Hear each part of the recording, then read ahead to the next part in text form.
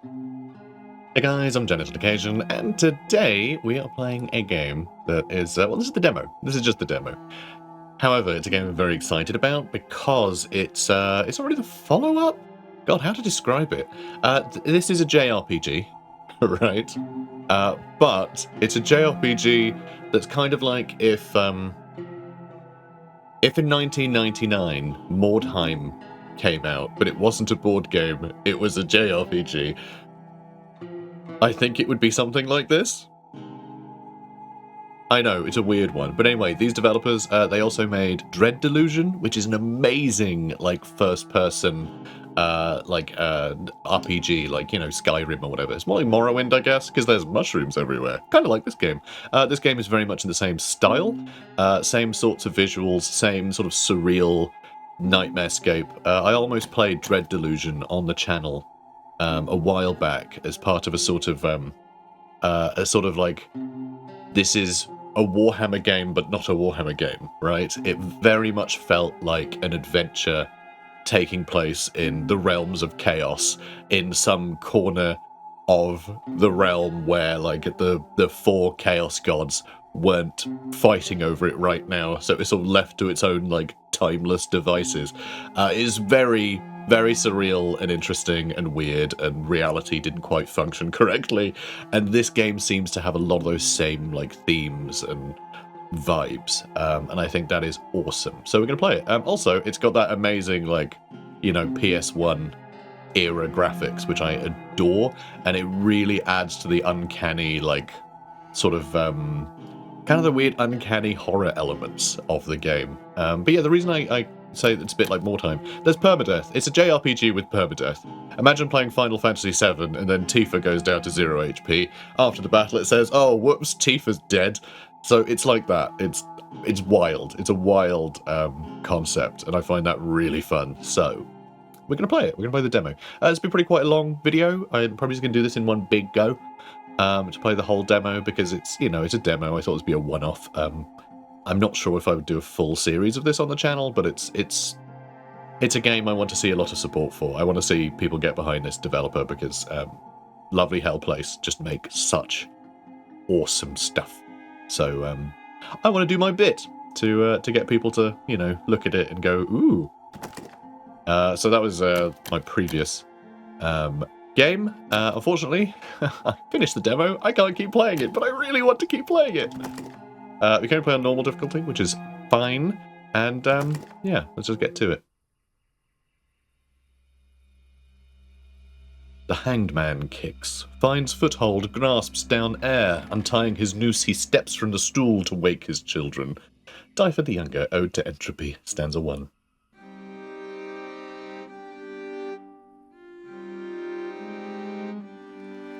Draenog Town, 1402 OEC.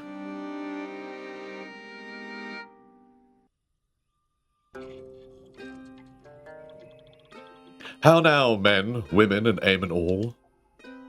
We, the Traeger's Performing Company, graciously thank you for your attendance. Our humble play begins over 1,000 years past, if you can imagine such a time. Psst, players. Ugh, the sorry state of the lot of you. I can smell you from here. Did you all go swimming in a brewery? Now, which of you is performing Vartano tonight? You're almost up. And drunk or no, you better not botch your lines. So, who are we playing as? So, there's Eamon P. I think the P just stands for player, by the way, who plays an Eamon, a man or a woman. So, in this game, it's not like you're picking between man, woman, or NB.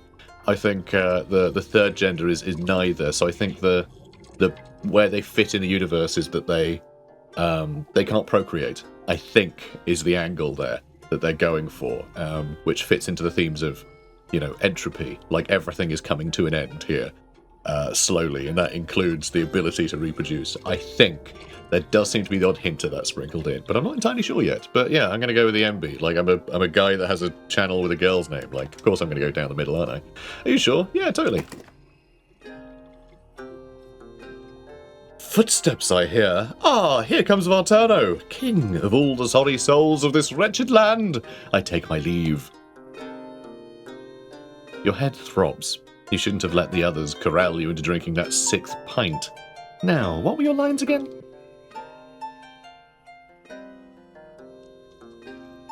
Oh, woe engulfs me. Once the mere utterance of Vartano struck awe in every bosom of my kingdom. Now they curse my name, spitting its letters as if poison.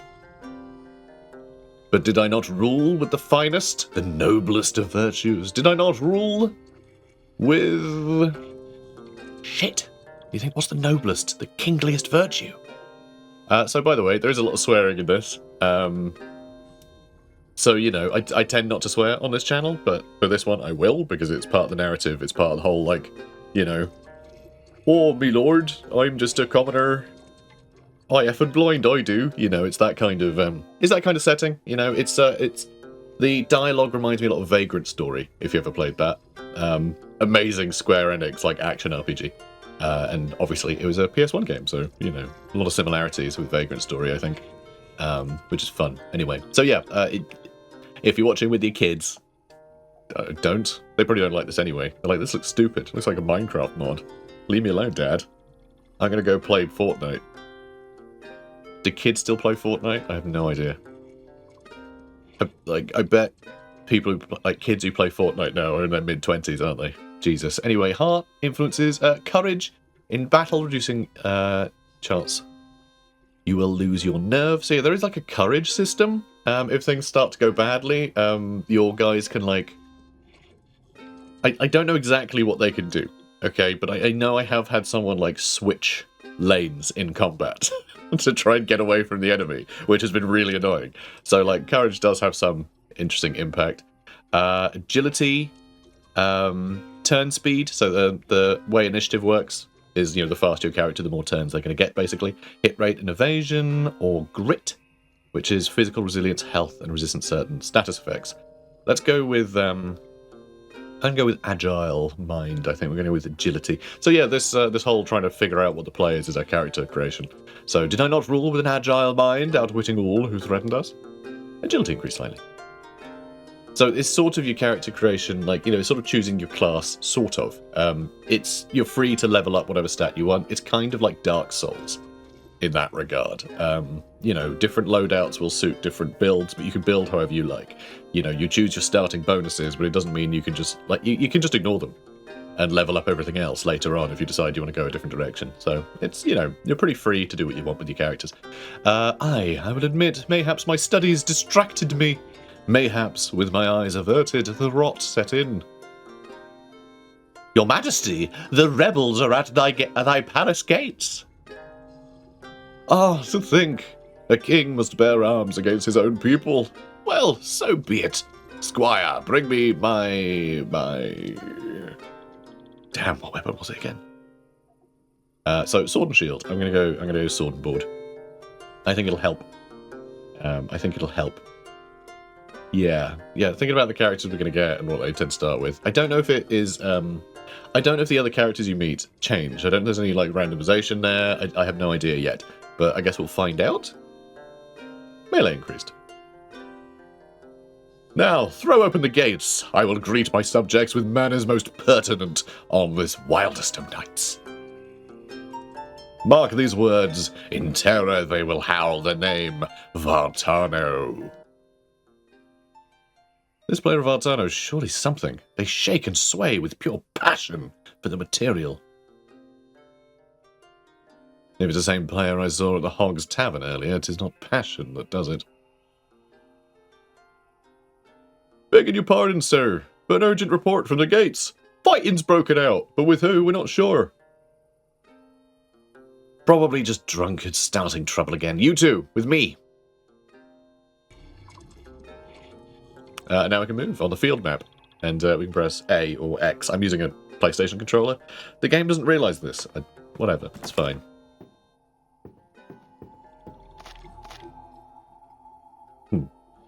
It's just so charming. Just this whole vibe is so nostalgic. Yeah, you can move the camera. Thank you. You can also go to first-person mode, and this pauses enemies. So if you want to have a good look at an enemy, yeah, or just have a good look around. You're not going to get, like, something's not going to creep up on you while you're doing it, you know? But you see what I mean about, like, the games by this studio feel like you're in the realms of chaos or something.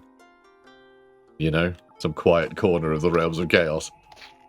It has that vibe.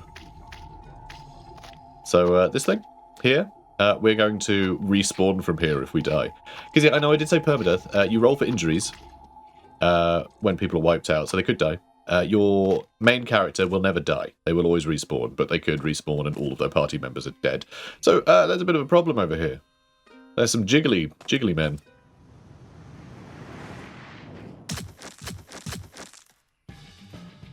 Demons! The music is so good in this game as well. Absolutely adore it. It was really good in Dread Delusion as well. Really atmospheric. Just, I love it. This deep in the gloaming aisles. Impossible. Soldiers, stand firm. And you there, players, I care not if those weapons be mere props. We need every able body. To me! You? He's talking about you, isn't he? On second thoughts, maybe you should have stopped on the fourth point. We'll arrange into 2 rows. Theatre players, get behind us, and use ranged weapons if you have them. Soldiers, defend those in the back. Now get ready. They come.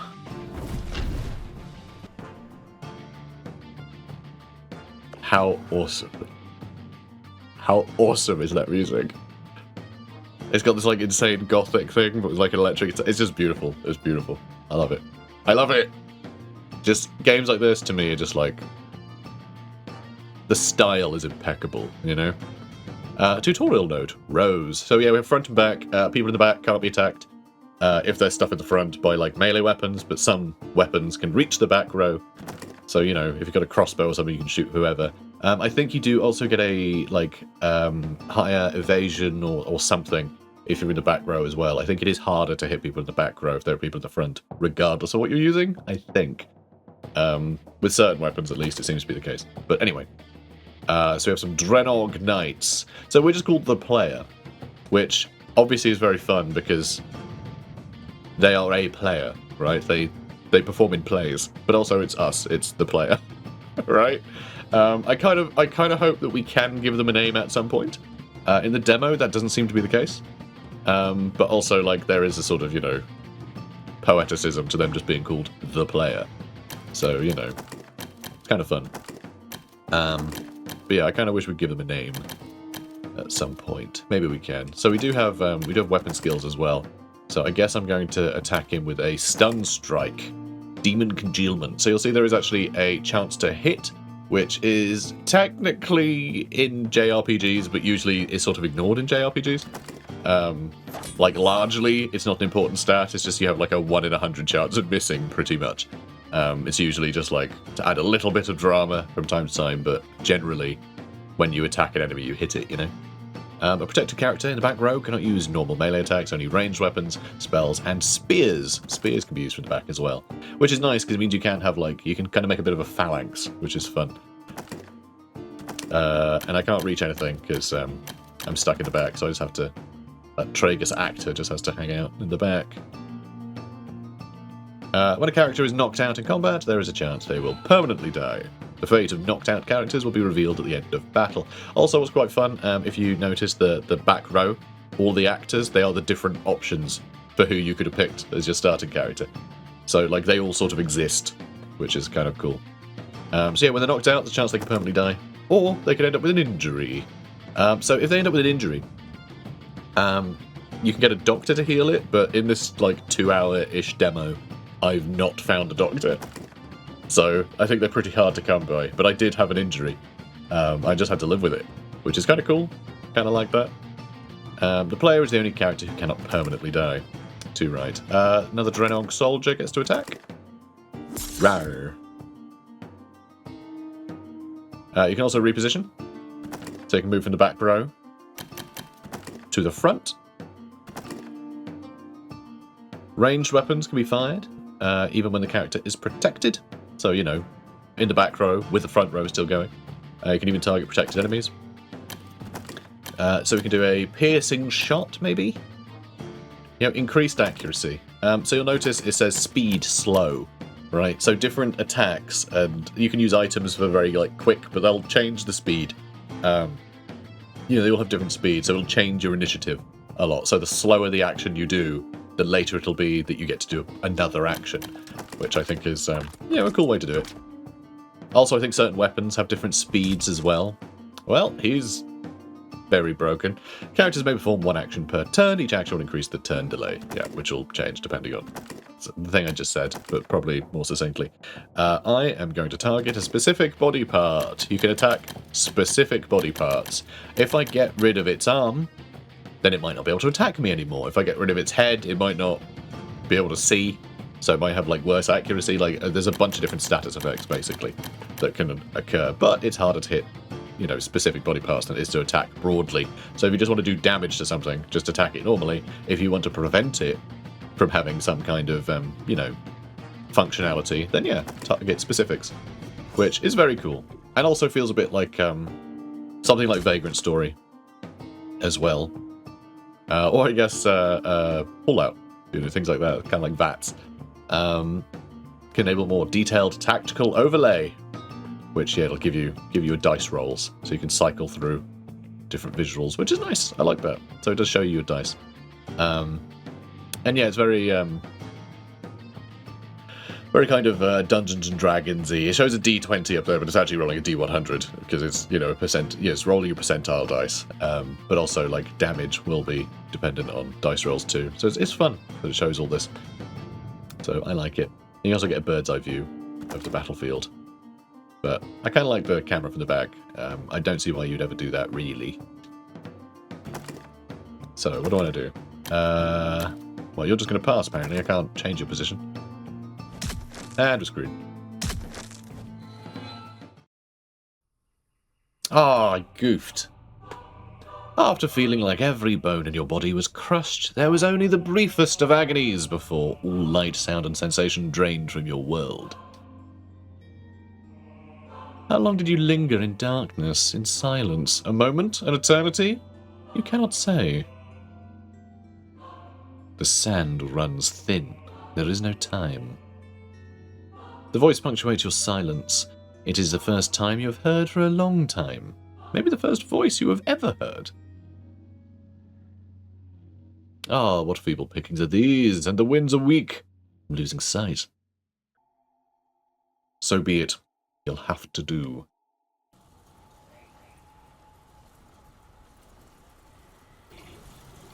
I love the low poly fire. It's so good.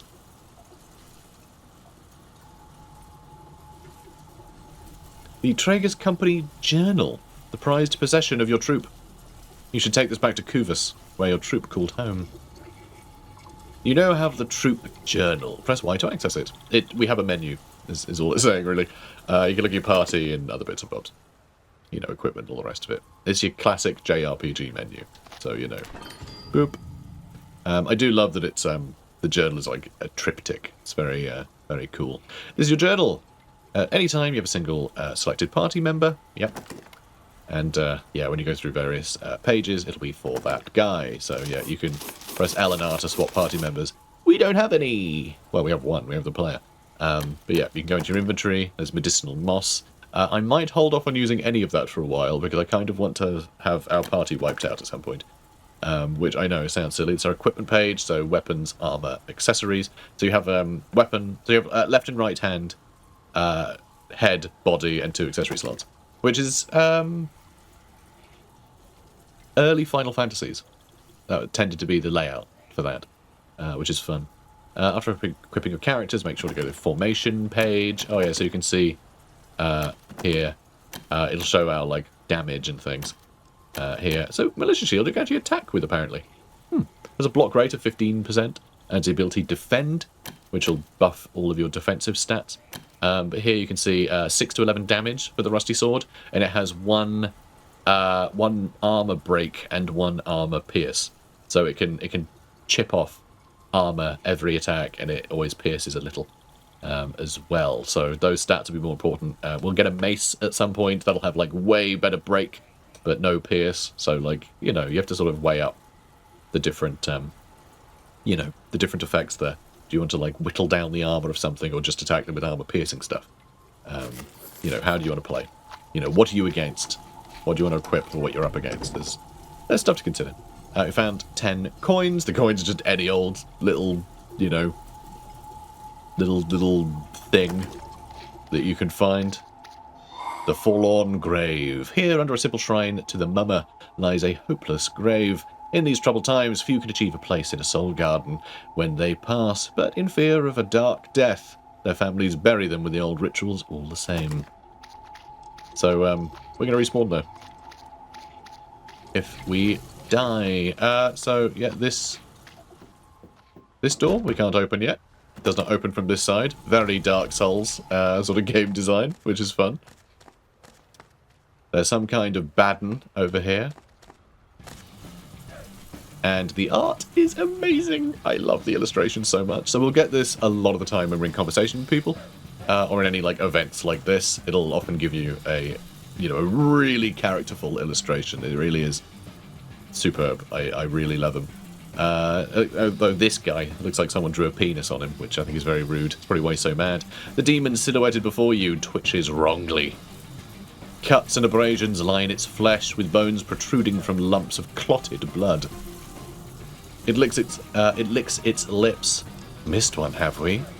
Come hither, man-folk, for your blood pumps too cleanly through your skin flesh. My blade will make you pretty, and together we will rejoice. Yeah, actually, this guy looks a bit like... I've been making a bunch of Warhammer skeletons recently. And I just have one guy that I just put one horn on the side of his head. You know, to make him look like a mutant or something. And it looks a bit like this guy. Less fleshy, though. I haven't been feeding him well. All characters have courage, which represent their mental state. When a character is knocked out, their allies will lose courage. A character with low courage is easier to hit. In addition to attacking normally, a character can also choose a target, attack a specific body part. Targeting has a lower chance to hit, but you can destroy a body part. For instance, severing an enemy's arm might mean they can no longer use the weapon they held there. Disabling a leg means they can't reposition. Some monsters will have unique body parts with specific injury debuffs. So, you know, most of the stuff I'd covered already. So I'm going to try and take his arm off. And there it goes. And you can see the model has been affected too. Oh, well, we also killed him because it was a critical hit. But that's fine. The post-battle screen displays the status of your character after battle, so we'll receive experience and money. And yeah, when you level up, you get attribute points you can spend in your journal. And every few levels, you also get a perk. I've never got to a point where I can have a perk in the demo, so I haven't been able to see what those are like, but pretty cool that that's a thing. Fate of any knocked out characters also be displayed here. If a character dies from their wounds, they will be permanently removed from your party. Very fun. So you'll notice there's money and upkeep. With permadeath, you can lose party members, but it means you can hire party members as well. It tends to be I think some party members don't cost you anything, depending on who they are. I think if they're like a more fleshed out sort of story character that has chosen to join you, then you don't have to pay upkeep, but a lot of people will just be mercenaries. They'll be like, oh, I'll help you out for a price, and you can just be like, sure, get in the van, and you'll, you have to pay them. So they'll take a cut of the money. But also, to hire mercenaries, it costs you a lot of money. To buy equipment, it costs you a lot of money. So it means there will be a sort of... you will be trying to strike a balance between having a larger party that makes things easier, or having a smaller party, knowing that you will then get enough money to be able to actually buy them better equipment. So, do you want numbers or quality? There is going to be a bit of a balancing act there, which I think is really cool. So there's a lot of cool concepts here. Rusty armor, better than nothing. It'll put our evasion and speed down by 30 and 10% respectively. Rusty armor that has seen better days. I don't think the previous owner survived the injury. So I also love the fact that it gives you very Dark Souls style descriptions of every equipment piece. After obtaining new equipment that you wish to use, equip it. What? That's crazy! What a concept. So, boom, rusty armor. It will put our evasion down, but armor is really, really useful. Right, you put your defense up. That is a mitigation of damage, right? I'm pretty sure is how that works. So you have 2 armor, the enemy does 2 less damage. Obviously they can break your armor or pierce it, there's stuff there too. So we can talk to this guy. Hello, Wounded Knight. Again, the art is just astounding. In fact, like ribs and everything are exposed. This guy's very injured. He's not having a good day. Ah, all is black. Who goes there? Folk or demon? Demon? Let's say folk. Let's not wind him up. Ah, Nothag is merciful, and I recognise that voice. You were the performers, weren't you, prithee? He suddenly coughs loudly and slowly. Blood dribbling down his chin. Prithee, would you heed the last request of a clade Draenog knight? It is really funny that this game uses the word clade to talk about, like, you know, a group. Clade is like a biological term. It's a way of, like, defining creatures, right? So I think there's like 3 main clades on Earth, basically. But anyway, it's bizarre. It's a very broad term, but this is the second game that we have on the channel right now that is using clade to mean, like, family or clan or, you know, squad. That sort of, like, you know, more minor thing, which I think is interesting. I think it's interesting, but just that happens to be the case. Like, clade is in vogue. It's odd. I won't help you, but I'll unburden you of that breastplate. No, just what do you need? What do you need? Let's be nice. Alas, our semaphore tower was first to fall to the demons before the alarm could be raised. I've changed his voice. It doesn't matter. He's going to die. He can have whatever voice he wants. I'm not going to judge him. There's an inn over yonder, about a day's walk thereabouts. It's got its own semaphore tower, the next in the chain to Kuvas. You must make sure they've sent a message that this was a demon assault. So yeah, semaphore towers, they were a thing for a long time. It was before we had, like, electronic messaging. And, you know, I just mean like I can't even think of the word, telegraphs, you know, telegraph stuff.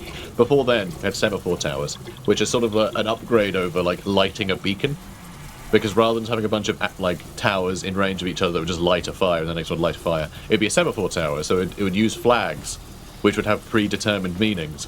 You know, loads of different combinations of flag positions. And so you could do a specific message, and then the next tower would do it, then the next tower would do it, the next tower would do it. Which was really cool. And it's really, really amazing. Just human ingenuity. So I like they're using it here, in this sort of, like, weird, lo-fi, magical world. You know?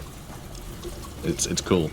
Mayhaps word has got to them already, but I've met the old man who operates the tower, and he's a fool. I'd wager he reported only foul weather. Okay, I'll get going. I mean, I think we know what happened here, but, I mean, let's ask him. Have you not eyes and ears? Okay, well, fine. The spawn of Vartano has descended on this town. Vartano being the guy we were playing in that play. So Vartano, that story took place 1,000 years ago, and the peasants were rebelling. I have a feeling he might have made a pact with, like, demons or something. And I don't know. We don't know the story yet, but I'm sure this game will slowly enlighten us as to how the world ended up like this. But it's very cool, though. Very cool to have these, like, things seeded early on. But leaving the game feel very mysterious. It's going for that vibe of, like, you know, everything is broken and no one's sure why. I think it's really nice. I love the mysteries there. By morning, all will be ash. They burned the tower, then sent some emissary to bargain with our inner clade. I was at the gates when it happened. One of our grandams, bless her soul. She let the bastard in, and 'twas all a ruse. They were upon us. He coughs and wheezes. You'd best be off, but first, take my mace. I've not the strength to swing it anyway. This shattered sword will have to do. Alright, rusty mace. It's a duck mace. A mace with a curious design. A creature of an era long gone. There are no ducks anymore. There is a general sort of vibe. This comes up a lot, where animals of old no longer exist. Because of entropy, I suppose. Just not much remains in this world.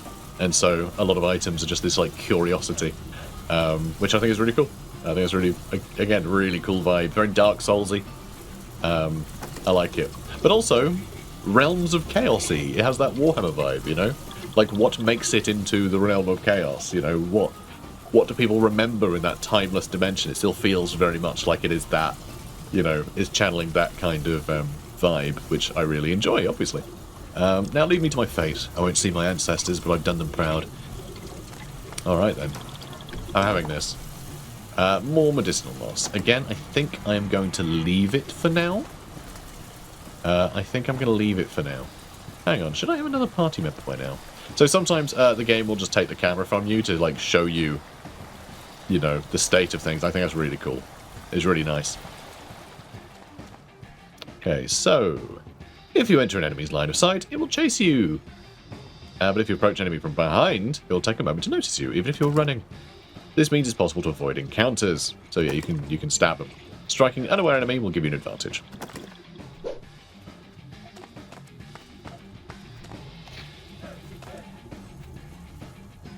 Ooh, yeah, there it is. Now, apparently it actually saw me through there, but I think I managed to... I didn't attack it. I didn't get the attack off. That's a shame. So we're fighting some lungs, naturally. I'm going to try and take its bronchi off, because this is a spell-casting lungs, and if I attack the bronchi... Damn, I missed. If I attack the bronchi, it'll... Oh, we just use hardened. Interesting. If I attack the bronchi, I won't be able to cast spells anymore. Also, you notice our shield has, like, hazard stripes on it? Because I'm pretty sure, just like in Dread Delusion, I think this world has a vast array of sort of technological development. In Dread Delusion, there was, like, you know, all the medieval stuff and, like, magic and things, but there were also, like, you know, crazy ancient machines, which felt very much like demon engines and stuff. It was like, you know, walking trains that would attack you. So real cool stuff. Okay, so there we go. Has to melee me now, which it can't do very well. Ooh. But yeah, the shield makes it look a lot more like, you know, I mean, it's like the God, what is it? It's not the Iron Hands, is it? It's the other iron one. Whatever. Anyway, it's very Space Marine-y. Very, like, Necromunda. So it's just really cool. I think it's just some amazing... it's amazingly sort of diverse and confused world. We've got another rusty sword. Got those lungs. Ah, here's our next party member. Hello, fella. Hello, Tozer. So here's Tozer. The young wayfarer trembles before you, her eyes darting around the flame-licked ruins. A globule of snot hangs uneasily from a nostril. Oh, this is what I expected from the great town of Draenog. Not at all. Clutched to her belly is a tattered codex, stuffed full of markers. If you didn't know any better, you'd almost say it looked like a spell book. Noticing your interest, she clutches the book tighter. Oh, this old thing? I suppose I'm not what most people expect when they think of a shaper wizard. But I've been tutored by the elder of my village since I was this high. I can speak with the makers around us, and I've mastered a whole spell. So, yeah, I do talk to the makers, gods, right? So it's... If it is that sort of realms of chaos thing, you know, that sort of Warhammer influence, obviously, you know, you know, the ether is what the gods are made out of, all there is, that back and forth. So it sort of still feels like it's, you know, magic and divine. There's an overlap there, which I think is cool. A whole spell? What is it then? Oh, well, I had been practicing phage for years, where you summon insects to do your bidding. Only I could only get the really tiny ones to answer my call, and they just crawl over me and make me very itchy. But last year I finally got the hang of bile. I can cast it nearly every time. Only very rarely do I botch it, honest. What happens when bile goes wrong? Not when it goes right. Not when it goes wrong. Well, you see, it's a spell to weaponize the makers in your gut, so you're supposed to vomit poisonous stomach acid everywhere, but if you miscast the spell, you can just rupture an organ and cough blood all over yourself. It hurts real bad. And that is actually a description of how the magic system works in this game, as well as just being like a, you know, absolutely mad, you know, bit of world building. You can see actually her character in her gut. You know, you can see on the illustration, there's something going on there. You know, her stomach acid's fizzing or something, which is very fun. But yeah, if you cast a spell, right, there's no MP in this game. The more complicated the spell, the lower your chance to cast it, and if you don't cast it correctly, you take damage instead. So it's like your chance to hit, but instead of simply missing, you damage yourself. It's really annoying, but sort of awesome. A surge of flame bursts from a pile of wreckage nearby, causing you both to cower before the searing heat. Look, we really should get out of here, huh? Can I tag along with you? Well, 2's better than 1. Toza has joined your party. She beams a smile, presumably, revealing a few missing teeth. Oh, makers be praised! I'm Toza, by the way. Let's get out of here. Okay. Baddies. It is of the utmost importance to recruit new party members. Some party members will offer to join your party when talked to, but you can also purchase new ones from a mercenary notice board. Make sure to check your equipment of any party member, and and do the formations too. Formation. Oh yeah, we definitely don't want that. We definitely don't want that. Yeah, get out of here. Look out for statues with glowing glyphs. Yes. Yeah, you can. As you can see, there's a huge amount of reserve space. You can have a huge force and swap them around. Have a lot of spares. But yeah, only the active party are going to be active. You can have 6 people in your active party, which means you can either have a full front row or back row, or a mixture of the two. But you can't fit all 12 of those slots. There's some dude hanging out with his lungs. Demons are silly. A simple leather hat. Okay, now this is going to blow your mind, guys. A simple leather hat. Great, right? How great is that? I love it. So yeah, you will see a difference on your equipment when you start equipping stuff. You may have noticed the rusted armor already. See, there's a big hole in it. So yeah, it does change your model when you equip stuff, which I think is great. Ah, over there, look! It's one of the demons! Yikes, Scoobs! Makers, don't they look so creepy? It's not like a corpse, but... it's not quite like a corpse, but like the body is remaking itself. That one has armor on. If we could try casting a spell, we could bypass its defenses and try to poison it. And those little walking lungs. It must be using makers to walk around like that, so it's probably magical. Try targeting its bronchi and maybe you can stop it casting any spells. Oh damn, they've heard me yapping. Here we go.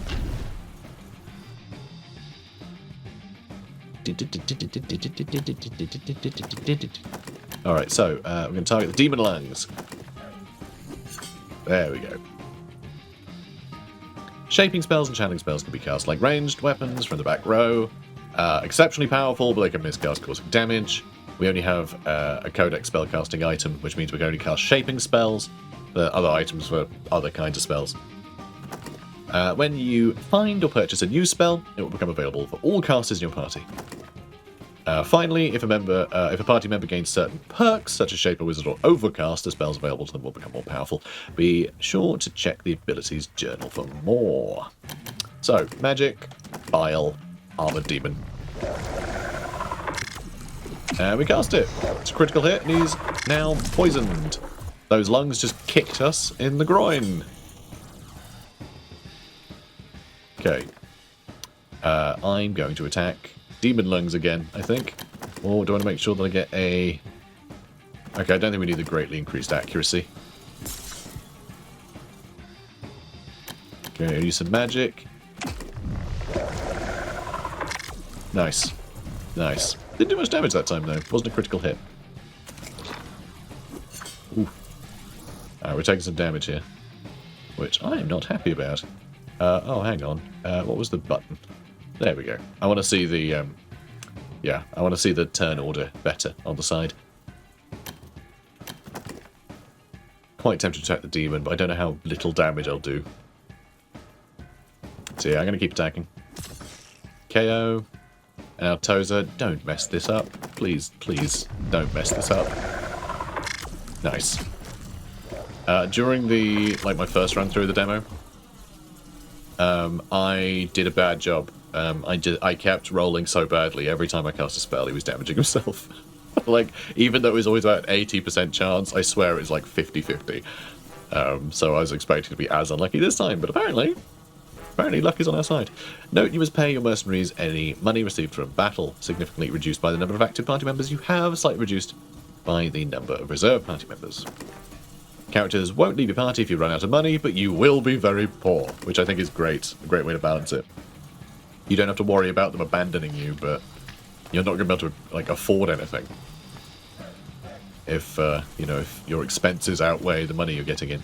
So I was going to allow ourselves to get wiped out, but actually we've been doing so well, I'm not going to bother. I am going to heal, and we'll go through properly. Okay, I think that got us an advantage. Nice. Make sure to check the weapon skills of your equipped weapons and use them to your advantage. Every type of weapon has an associated weapon skill that can be used instead of a normal attack. So yeah, we could be using the mace right now, which has a stun attack, but I think the sword is better against these sorts of units for now. So a focus strike guarantees a hit, well, almost does, but delays you more. Maces, meanwhile, have a stun strike, yep, and you can check all that stuff. That's fine. So, damn. That guaranteed hit thing, by the way, that almost guaranteed hit, you can't target body parts with it. So we can't get rid of his bronchi with, like, added accuracy as a sort of an opener. God, we're doing really well with that. Alright, what is he casting? Oh, that wasn't too bad. That wasn't too bad. Oh, good. Alright, this has been okay. But the player is injured still. Nice. No magic for you. And let's continue to hit this demon. God, we haven't failed yet! Incredible. I'm so used to him just, like... sorry, her. Hurting herself. It's ridiculous. God, this is so much easier than the first time I played. I was rolling so badly with attack rolls. Which is really fun, because this game... again, I compared it to MORDHEIM. There's no saving. Right? There's a single save. It's hardcore mode. So if party members die, that's it. They're dead. Like, you can't load a save. That's it. So you just gotta live with it. I know, horrible, right? But also, really fits the vibe of this world. You know, it's entropy, right? Everything is fading away over time, including your own party members. So, a long spear for thrusting. Is that a weather vane? Add ability, disrupt, and sweep. So pretty cool. It's got one piercing, which isn't great. It's all rusty stuff we've got so far, so it's all a bit crap. I am going to have to use another medicinal moss, though.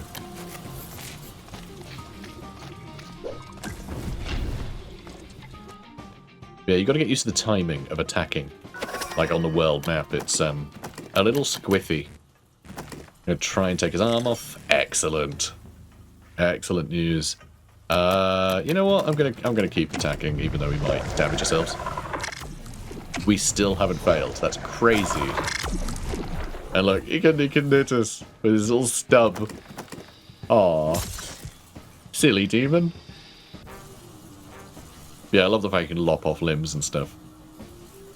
Like, it's lo-fi, but also very, like...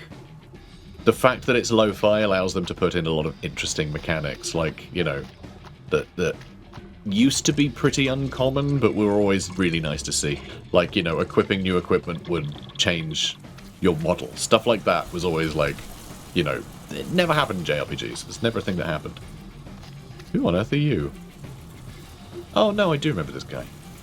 Are you getting out of here? Come on, let's make a break for it together. Alright, sure. It's randomized. It's randomized.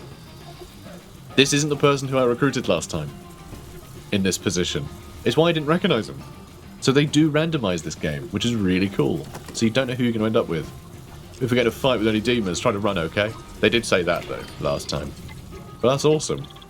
Yeah, I'm certain that's not who we had last time. So we have Draco in our party now. Which is very cool. So what has he got? Militia crossbow. Okay, that is the same.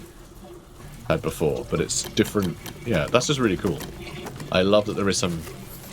You know, there's some random elements in this game. Even in the demo. Which is really cool. And soldier armor. Much, much better. So, rusty armor. Soldier armor. So our defense has gone from 3 to 9. Much, much better. Rusty armor.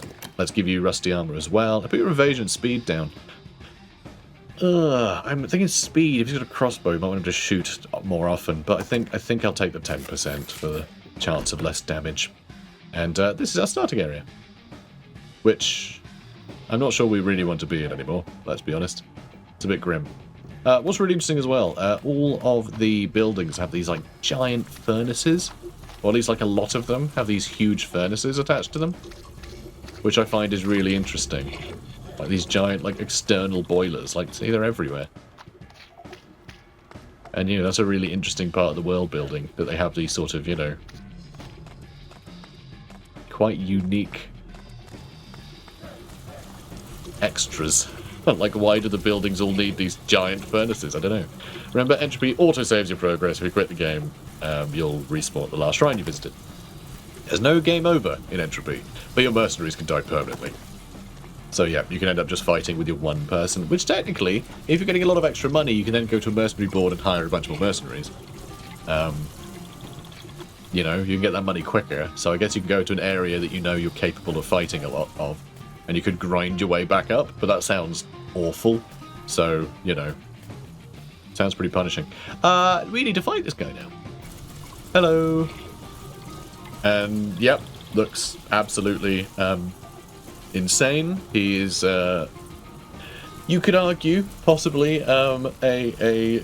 some kind of, demon of corn, or of the Hound, as he's known in Norska. You know, he's got this, this weird, like, dog vibe to him. He looks like he's sort of, dressed like a Doberman, with the collar and the ears.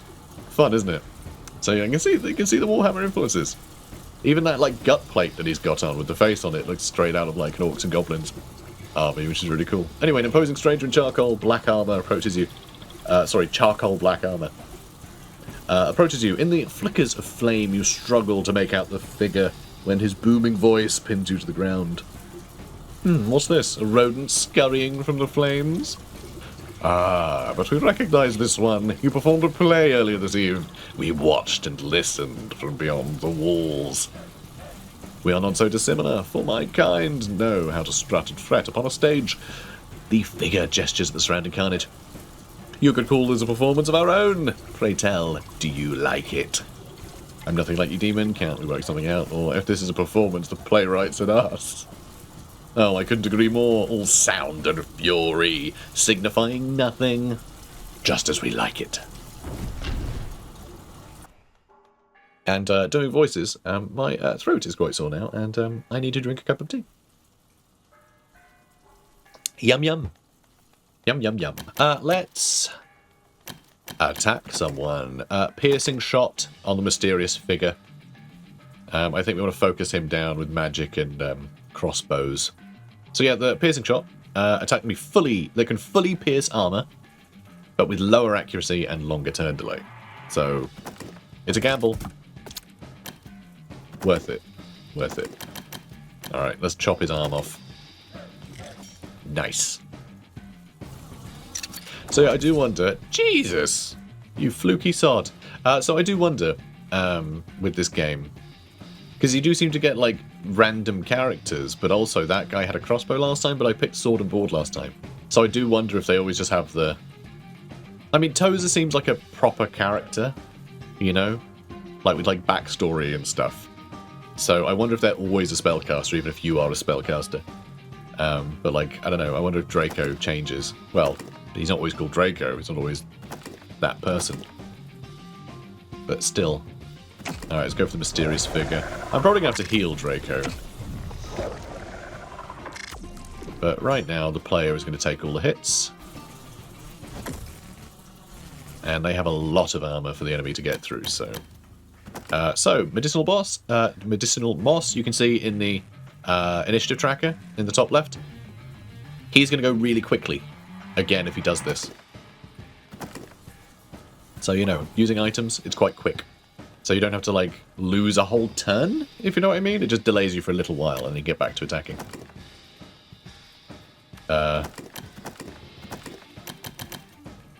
Yeah. Nice. We're doing well here. At least it feels like we're doing well. Piercing shot on the mysterious figure. A little hard to hit, but I'm going to gamble again. Nice. Alright, one more spell and the demon's probably dead. sorry, the mysterious figure, might not be a demon. He might be some mad cultist or something. Or like, you know, like a chaos warrior, like he's a, you know, a mortal with some connection to the dark gods. Or just a single dark god, I don't know. It could be to, I want us to call him Lazarus. What was his name? The guy we were playing in the play. So yeah, I wonder.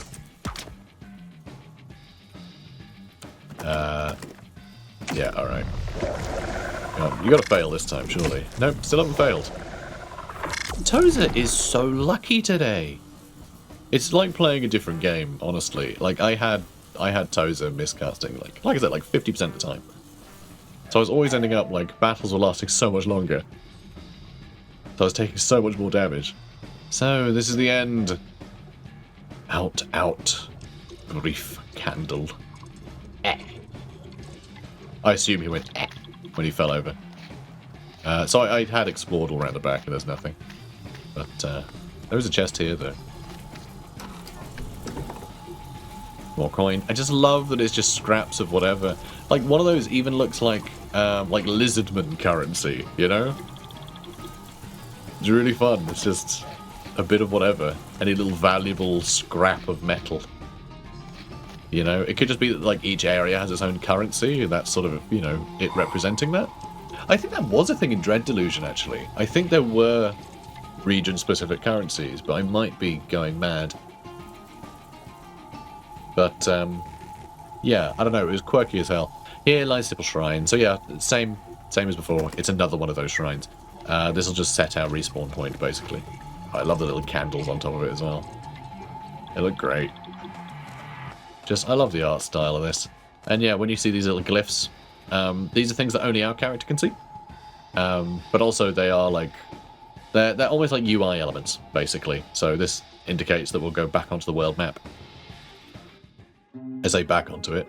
That's right, it's got a JRPG style world map. It's very like PlayStation Final Fantasy game. This feels very much like Final Fantasy 9, I would say. It's got more that vibe of like weird, you know, magical, mix of like magical and technology and, you know, eerie, unexplored areas. It's cool. This is the world map. Here you may explore freely, though beware that you may be attacked while on the road. As you are surely aware, all compasses point to Tourmaline, the mythical ancient city. Everyone knows that. Why? Nobody knows. Or at least nobody you've ever met. Kuvas, your home city, lies in the direction of Tourmaline, so it is Termwoods on your compass. However, the road to Kuvas weaves uneasily through these gloaming aisles, so if you have to follow it, turn west. So you will have to follow it, turn west, that is west of Tourmaline, at least for now. We found a crooked tree. Love that. And it's full of spiders or something, I don't know. Just everything here is nightmare fuel. I'm having this. Camping supplies. We have campfires. We have 3. Use this in the world map to make camp consumed on use. It's a tent, right? It's the Final Fantasy equivalent of a tent. It'll heal everyone up. But also, what's quite fun is when you do use this, it also does the sort of Baldur's Gate thing, where you get to talk to all of your party members, which I think is very charming. Hello, Lanark. Again, fantastic art. And we'll get into the description, and then I'll talk about him again. The man looks at you with tired eyes. Some foreign creature stirs within his clothing. You think it might be some type of a rat. It's clearly a cat. He has a cat in his armor, which is amazing. But we clearly don't know what a cat is. Right, because again, entropy. So many things are lost, including there's no cats in this world. That's how evil this world is, how horrible it is. But this guy, he's got a cat, and he's keeping it safe in his breastplate, which is great. So, Lanark, top character already. Best character in the game. But again, he looks like he's like an Empire soldier or something, you know? It's so cool. Just absolutely love it. But Empire soldier with a cat in his armor. Just good stuff. I think it might be some sort of rat. Well met, travellers. You can call me Lanark. These roads are seldom trod by small groups. You should be on your guard. You don't seem bothered yourself. He grimaces. I've seen my fair share of battles. Don't concern yourself with my safety, stranger. He looks you up and down, then sighs. You don't exactly look prepared to face the perils of the road. Pray tell, what's your profession? I'm a player in a theatre troupe. So you know how to swing a sword in one of so you only know how to swing a sword in one of Dyford's plays? Well, I can hardly let you wander off without sparing some words of advice. So, what do you wish to know? Here's the tutorial.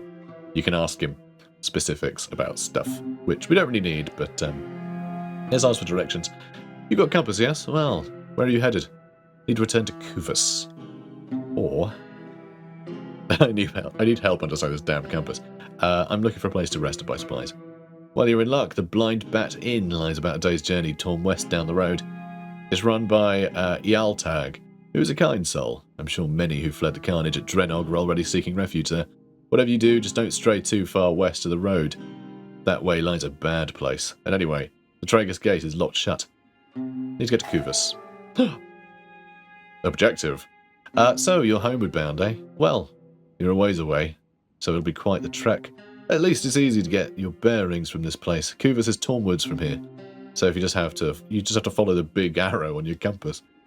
Or you would, if these glowing isles weren't so irregular. The path curves around Torm West, taking you past the Blind Bat Inn. You probably passed through a Tragus outpost to get here from Kuvus. I'm afraid all the gates have been locked shut on account of quarantine measures, so you may need to get creative if you wish to return home. I've heard there's a path through Nothag's forest, but I would not advise it. Folks say the soul gardener who tends it has gone mad. So, yeah, the idea of a soul gardener gets sort of, fleshed out a little bit more later. Fleshed out soul. Anyway, they seem to be the ones that shepherd souls to the afterlife. And without them doing their job properly, spirits end up roaming the place. So, kind of cool. Pretty interesting. And yeah, that'll do. Certainly. Do you want to ask about anything else? Nah, that's fine. He nods. Alright, let's get out of here. While on the world map, press X to set up a camp, or square if you're on a PlayStation. Well, using a PlayStation controller. Doing so will transition to the camp scene. It's very camp. It's very camp scene.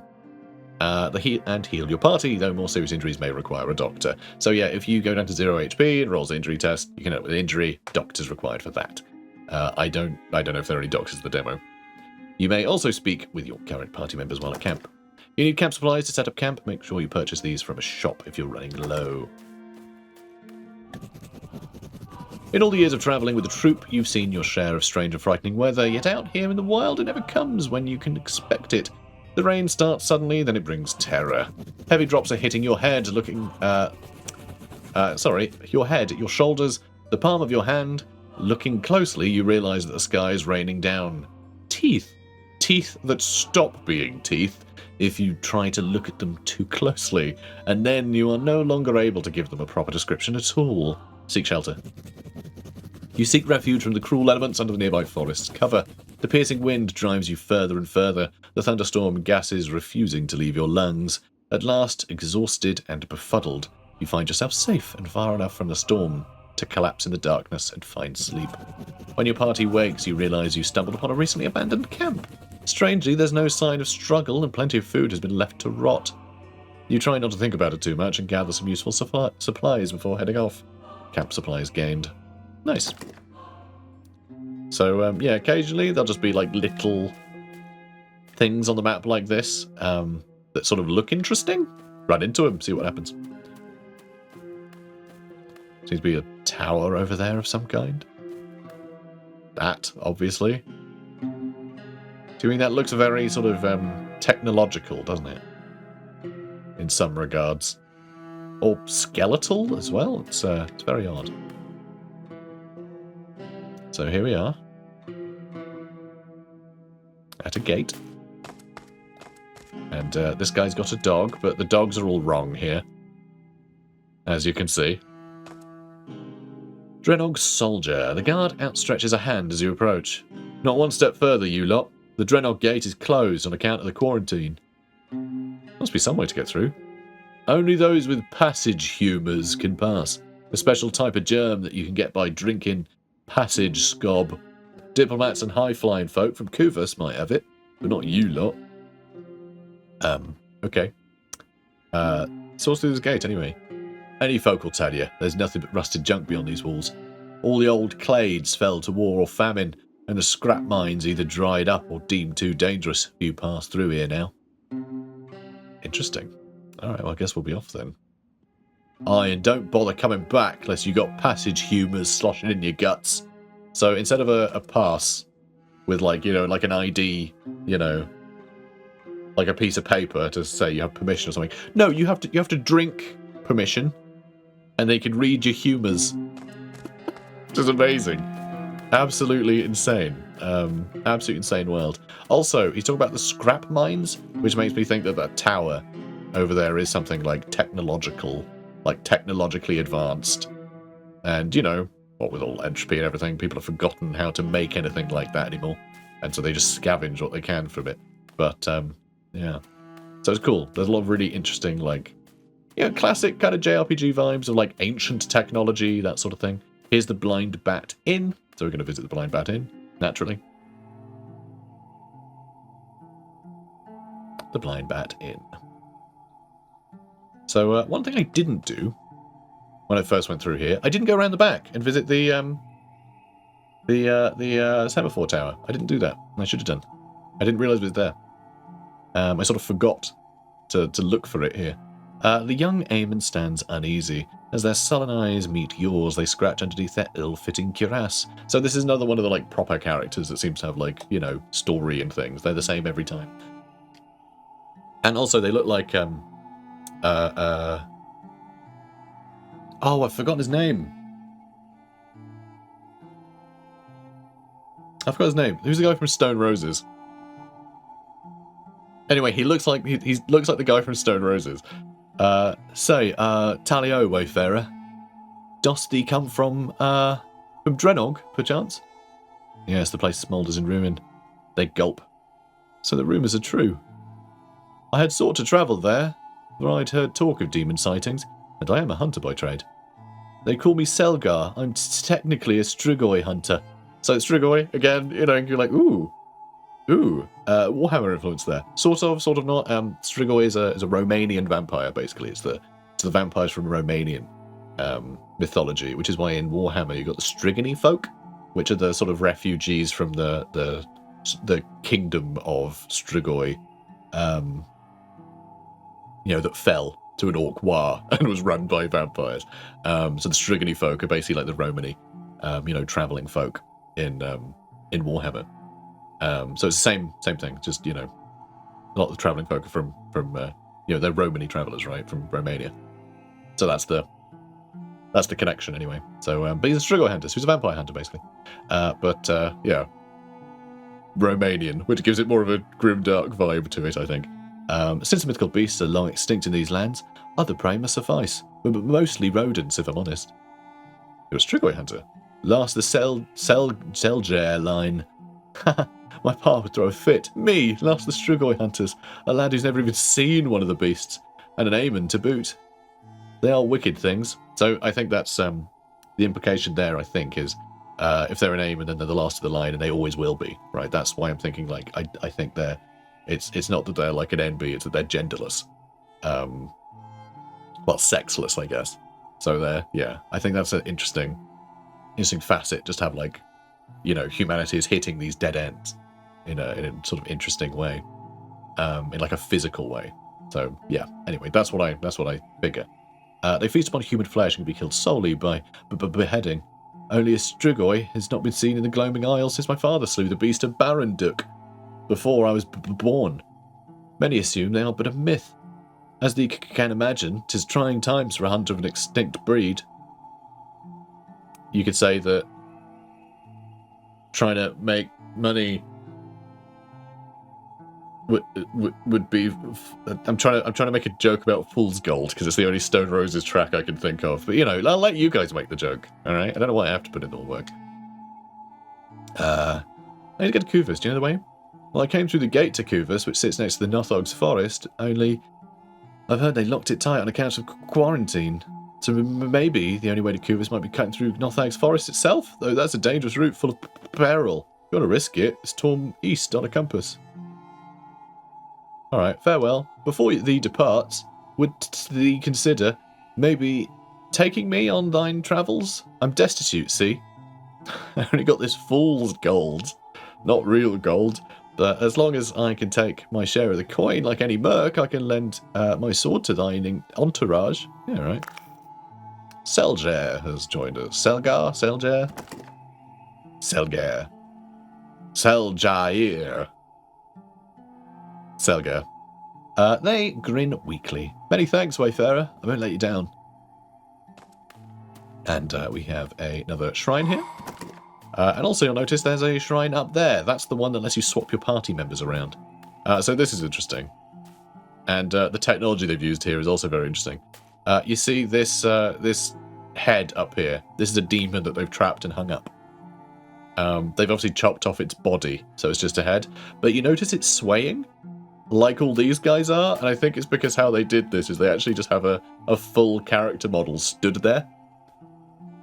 But most of the character model has been left blank, right? Hasn't been textured, so it's just see-through. It's transparent.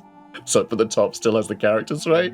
Which I think is really fun. I'm sure they could fix that in an instant, but I think they don't because it lends itself to the like weird lo-fi like PlayStation thing that they've got going on, which I think is really fun. Yesterday we got the freak to sing a little song for us, the maidens of old Dolganu. Dolganau. 'Twas made me all teary-eyed. Ah, Vartano. Vartano, that's the one. Ah, Vartano's piss. Burn me, it's no use. We're trying to interrogate the darn thing, but anything it spits out is utter nonsense. I think this thing was once my neighbour, Pavel. That's why I vouched with the boys to leave it alive. You hear me, Pavel? You sob son of a whore? Leave it alive because I hate him, I think is the vibe there. So we can't seem to talk to it ourselves, which is a pity. Party reform points can be found scattered around the place. You can swap your people around. Yeah, I know. Oh, hello. My daughter, Meredith. Have you seen her? They say I never actually had a daughter, and that my son just got devoured by demons. But for some reason, all I can think about is Meredith. Which is very weird. I do wonder if as people die in this world, they become forgotten. You know, because of the entropy. Like, is reality slowly dwindling? I wonder. I really do wonder. I have no idea. Just to, you know, be very specific about it. Everything you're going to see in this demo is all I know. And actually, I don't even know this yet. I've never been to this tower before. Hello. I hear you're a fool. So presumably you have some fool's gold? Sorry, he's not. Ian Brown. That's it. Ian Brown. Deljair, or whatever his name is. He looks like Ian Brown. So the semaphore operator looks a little lethargic. It seems like he's not entirely there, and after his gaze quickly slides across your face, you can also tell that he's definitely not interested in you. Okay. Also, they look like Ian Brown, because they're an Aemon, anyway. What's this? What do you want? Have you seen a message to Kuvus? Have you sent a message to Kuvus about the demon attack? Why would I have done such a thing? Sure, there's been folks swarming the inn, talking about demons and whatnot, but there are demons everywhere these days, and folk are quickly spooked. I reckon it was all just bad weather. Nothing to worry. The good folks at Kuvus about. No, I was there. It was a demon attack, old man. Pah! Well, now that I think of it, I suppose nobody actually mentioned any bad weather. Yeah, this guy's an absolute loony. By climbing up all those ladder rungs with these old knees, not at this time of day. You have to do it yourself. Well, what do? Listen carefully now. Is he, like, on a toilet right now? I mean, I think it's the sound of the furnace, because that's another thing with these weird furnaces on the side of all buildings. They make these weird gargling noises, like there's something alive in there. Which is weird, right? Like, what the hell are they? I have no idea. It sounds like there's a creature in there. Because I'll only say this once. Climb the ladder and use the semaphore controls. Pull the left lever, then the right, then the left again. Spit on the eye and give it a yank. Got it? Okay. Left, right, left, spit. Yank. Left, right, left. Spit, yank.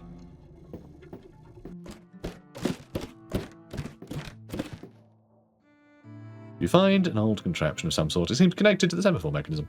Try to operate it. Try to remember what the old man told you. Left, right, left, spit. You pull the levers and feel the mechanism shudder to life before you.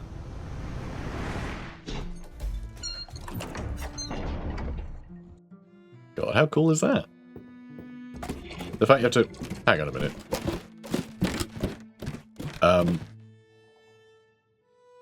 The controls actually have an eye. You have to spit in its eye as one of the controls.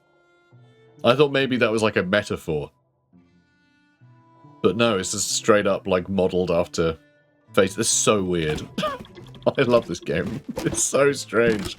But yeah, these things make the weirdest noises. And yeah, just what the hell is going on in those? Why are they everywhere? And they're massive as well. It's so strange. Oh. Yeah, I do love that the camera occasionally highlights stuff. It's such a... Yeah, it just wonderfully fits the PlayStation 1 like vibe.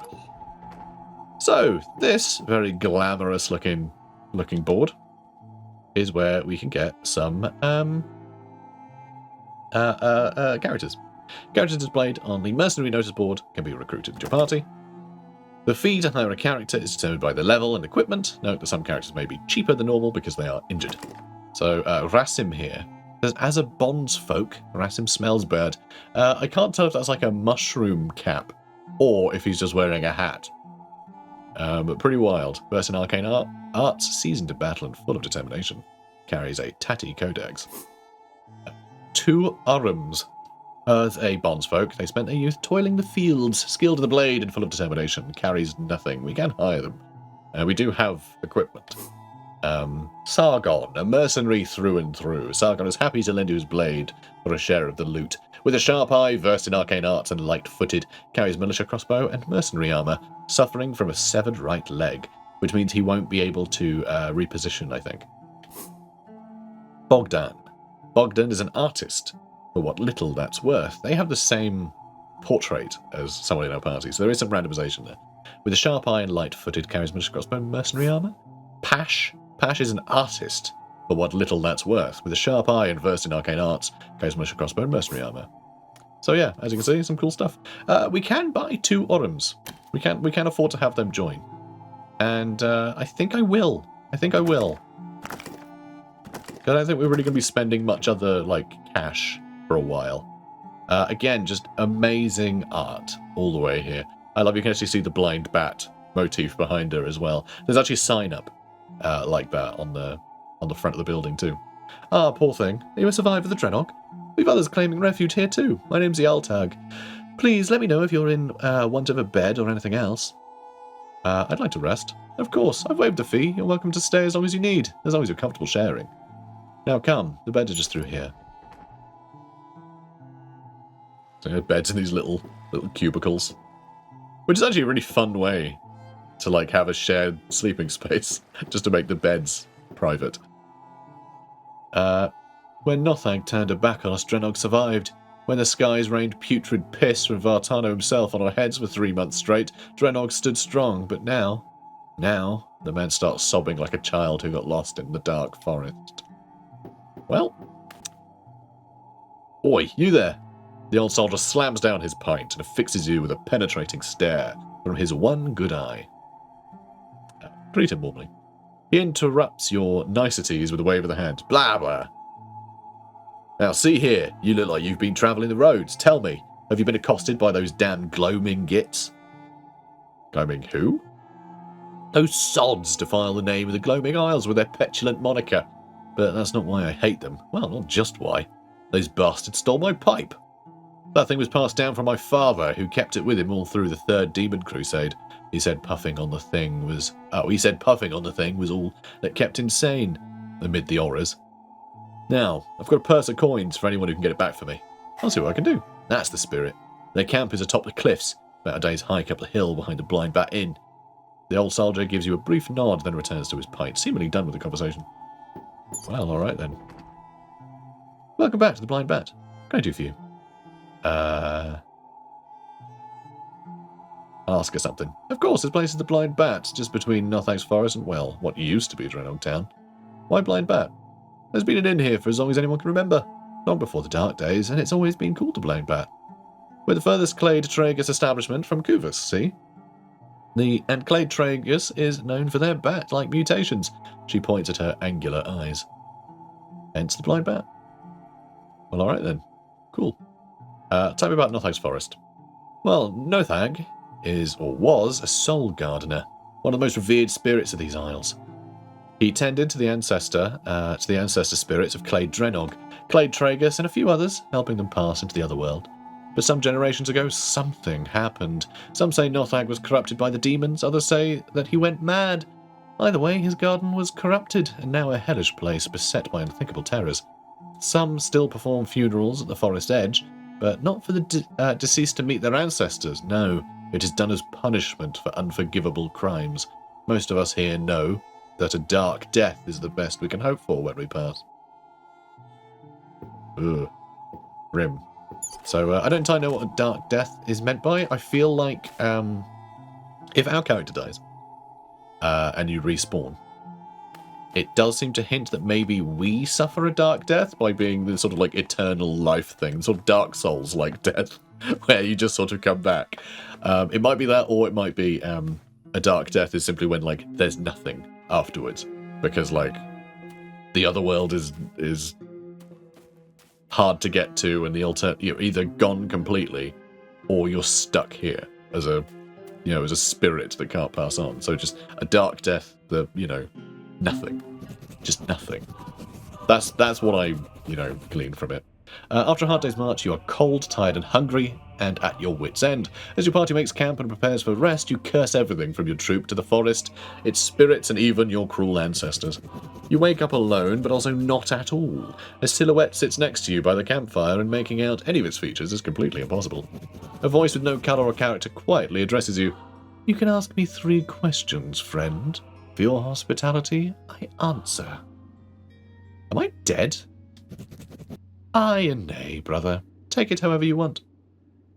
So, at this point, I had died in the previous version.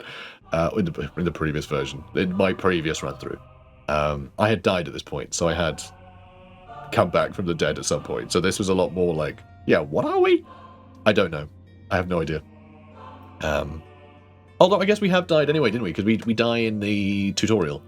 We're wiped out once. So I guess we have already experienced that, that weird undeath, that weird resurrection. We always have that once. So, but I had done it again. So I was even more, baffled. But anyway, a voice calls out to me, ever since Draenog. What is that voice? The Mummer. Interesting, because it's the shrine to the Mummer, isn't it? Where we were resurrected. So that's cool. I hadn't asked that question last time, so I have no idea. What happened to our world? Corrupted, wipe out, redacted. Better not dwell. Well, that wasn't helpful at all. Ha! 3 answers should satiate the rest of you. Wake up. In the morning, you find a black hat sitting by the dead campfire, containing an old trinket. You pocket it, pack up camp, and continue your journey. Gambler's luck, rusty pieces of plate armor, used as chips in the game of Lunatic Brigade, increasing hit chance. Live your life as a mercenary and then play games about being one. Which, to me, feels like it's almost like gesturing towards games like Mordheim and things. The idea of, we're a mercenary now, and then those are dice used to play something like Mordheim. Right, it does seem to be evoking that, but I might just be reading too much into it. But a lot of these inspirations feel you know what it is? I think Lovely Hellplace, the developers of this, I feel like they're all like me. They have the same taste in stuff as I do. That's the vibe I get from them. So I'm sort of happy to read into it from my own, my own perspective. So the militia crossbow does a lot of damage. So I think I'm going to give him Gambler's Luck, so he has more chance to hit with the crossbow. The crossbow also tends to be quite inaccurate. Oh, and we haven't equipped 2... Hang on. 2 Arms is injured. I think. Yeah, I know. Yep, yep. So, yeah, melee chance to hit. Like, you got your stats down at the bottom right. It's very Dark Soulsy. This is all done. So, are they injured? Okay, they have a rusty sword and a militia shield. What is that? Oh, wait, that was the wrong person. 2 items. What's this? Gouged eye. They've got a gouged eye. I didn't see it said they had a gouged eye, or did I? Did I just ignore that because I could afford them? I think maybe I read that. I just didn't care because I could actually afford to hire them. So I did. Suffers penalties to ranged attacks. Their melee is better though, so it doesn't really matter. But yeah, permanent injuries, like MORDHEIM. How crazy is that? Let's give them a mace. Actually, let's give them a sword. Because I think... Oh no, you've got a crossbow. So should Seljair have a crossbow? Hang on. Could have either. I think I made Seljair a melee character last time, but I guess I will have him. Yeah, I guess I'll have him keep the crossbow this time.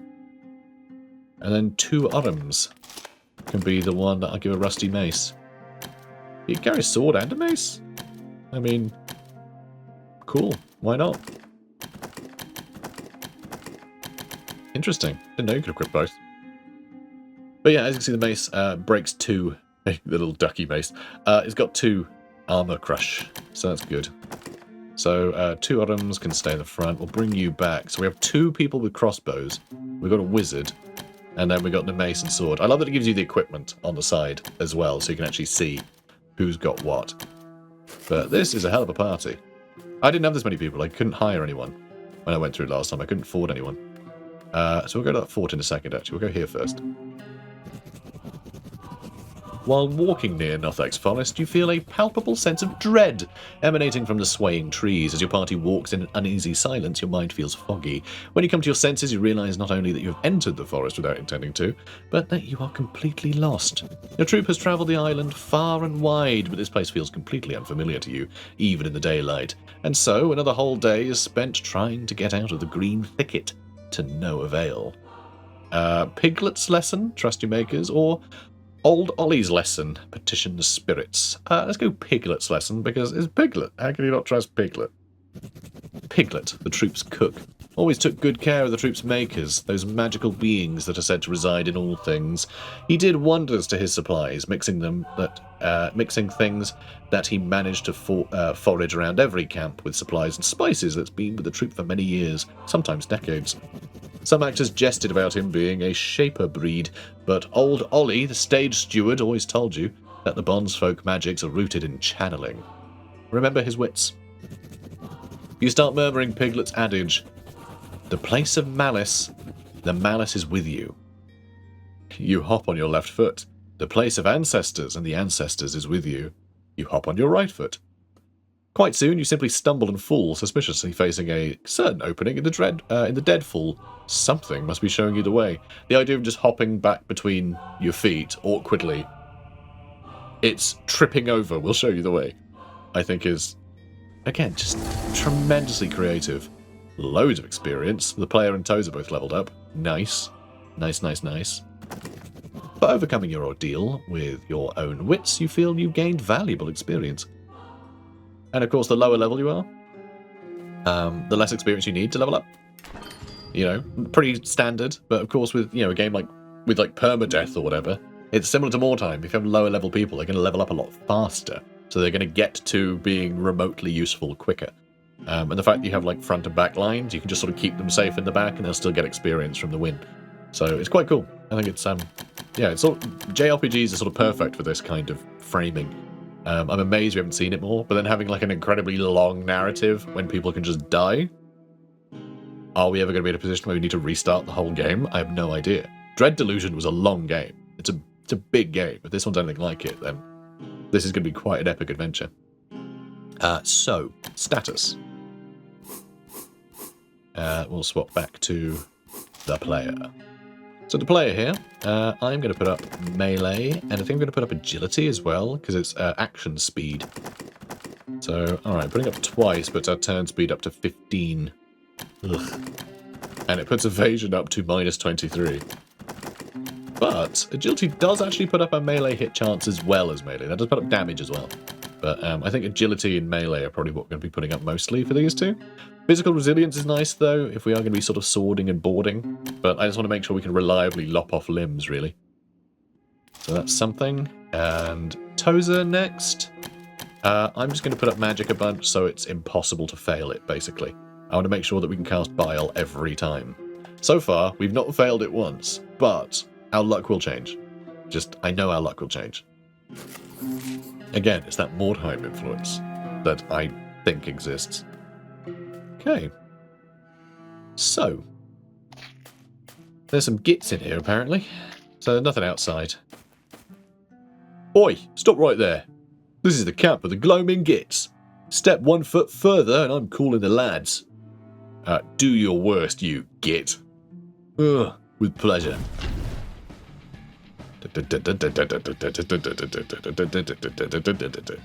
So good. No, it's not actually the FF7 music, but it sounds a lot like it. Doesn't it? Doesn't it evoke that? If you know, you know, okay? If you know the song, you'd be like, oh yeah, it does sound like that one. Let's see. Do I want to go in with a piercing shot really early and just try and blast this guy in the back? So you can see the little icon there has a shield. That means they have some defense. I'm pretty sure. So I'm going to aim for that brigand. He's got a spear, which is why he's in the back row. This little brigand, I'm going to take his arm off. Come here, you. Oh, didn't get his arm off. Alright, 2 arms. It's a weird name, 2 arms. I'm going to try and get his arm off. Nice. God, imagine having your arm bashed off by a mace. Alright, he's still got a weapon in his other hand. Crossbow shooting Draco, which is terrible news. Terrible business, this. You can target body parts with a crossbow as well. But it's going to lower accuracy a lot. So I think I'm just going to try and shoot this one. If they... Oh, actually, we are more accurate shooting him. Alright, I'm going to shoot him because he is armoured. So I want to make sure I'm shooting with my piercing weapons.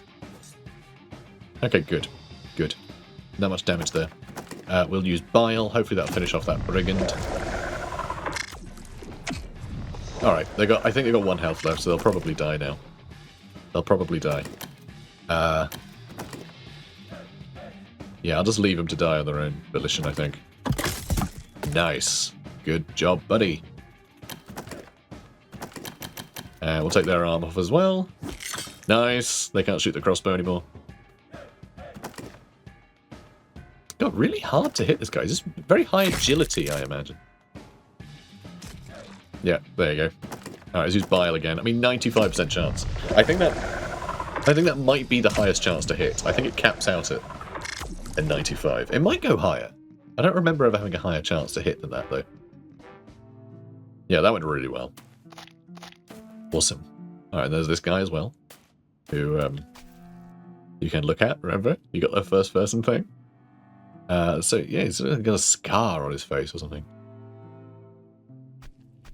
So, hang on. Okay, it doesn't seem to be happening anymore. Last time I played this, I got the option to talk and never managed to click talk. Ah, we didn't get advantage. I must have missed him a bit. That's okay.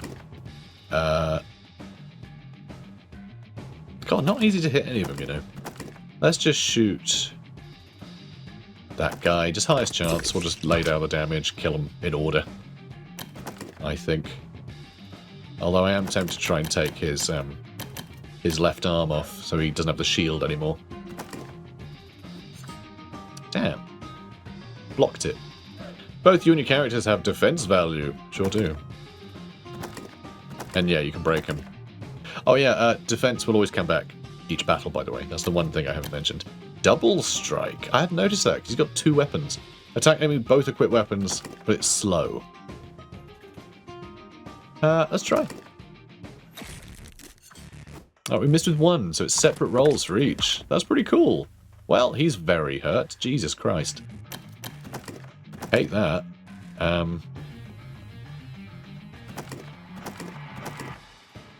I think I might try and kill them. Damn. I don't want to wipe them out before they got an attack. Now I'm a bit worried about 2 items. Okay, that's not so bad. Let's get him with magic since he's defending. This should...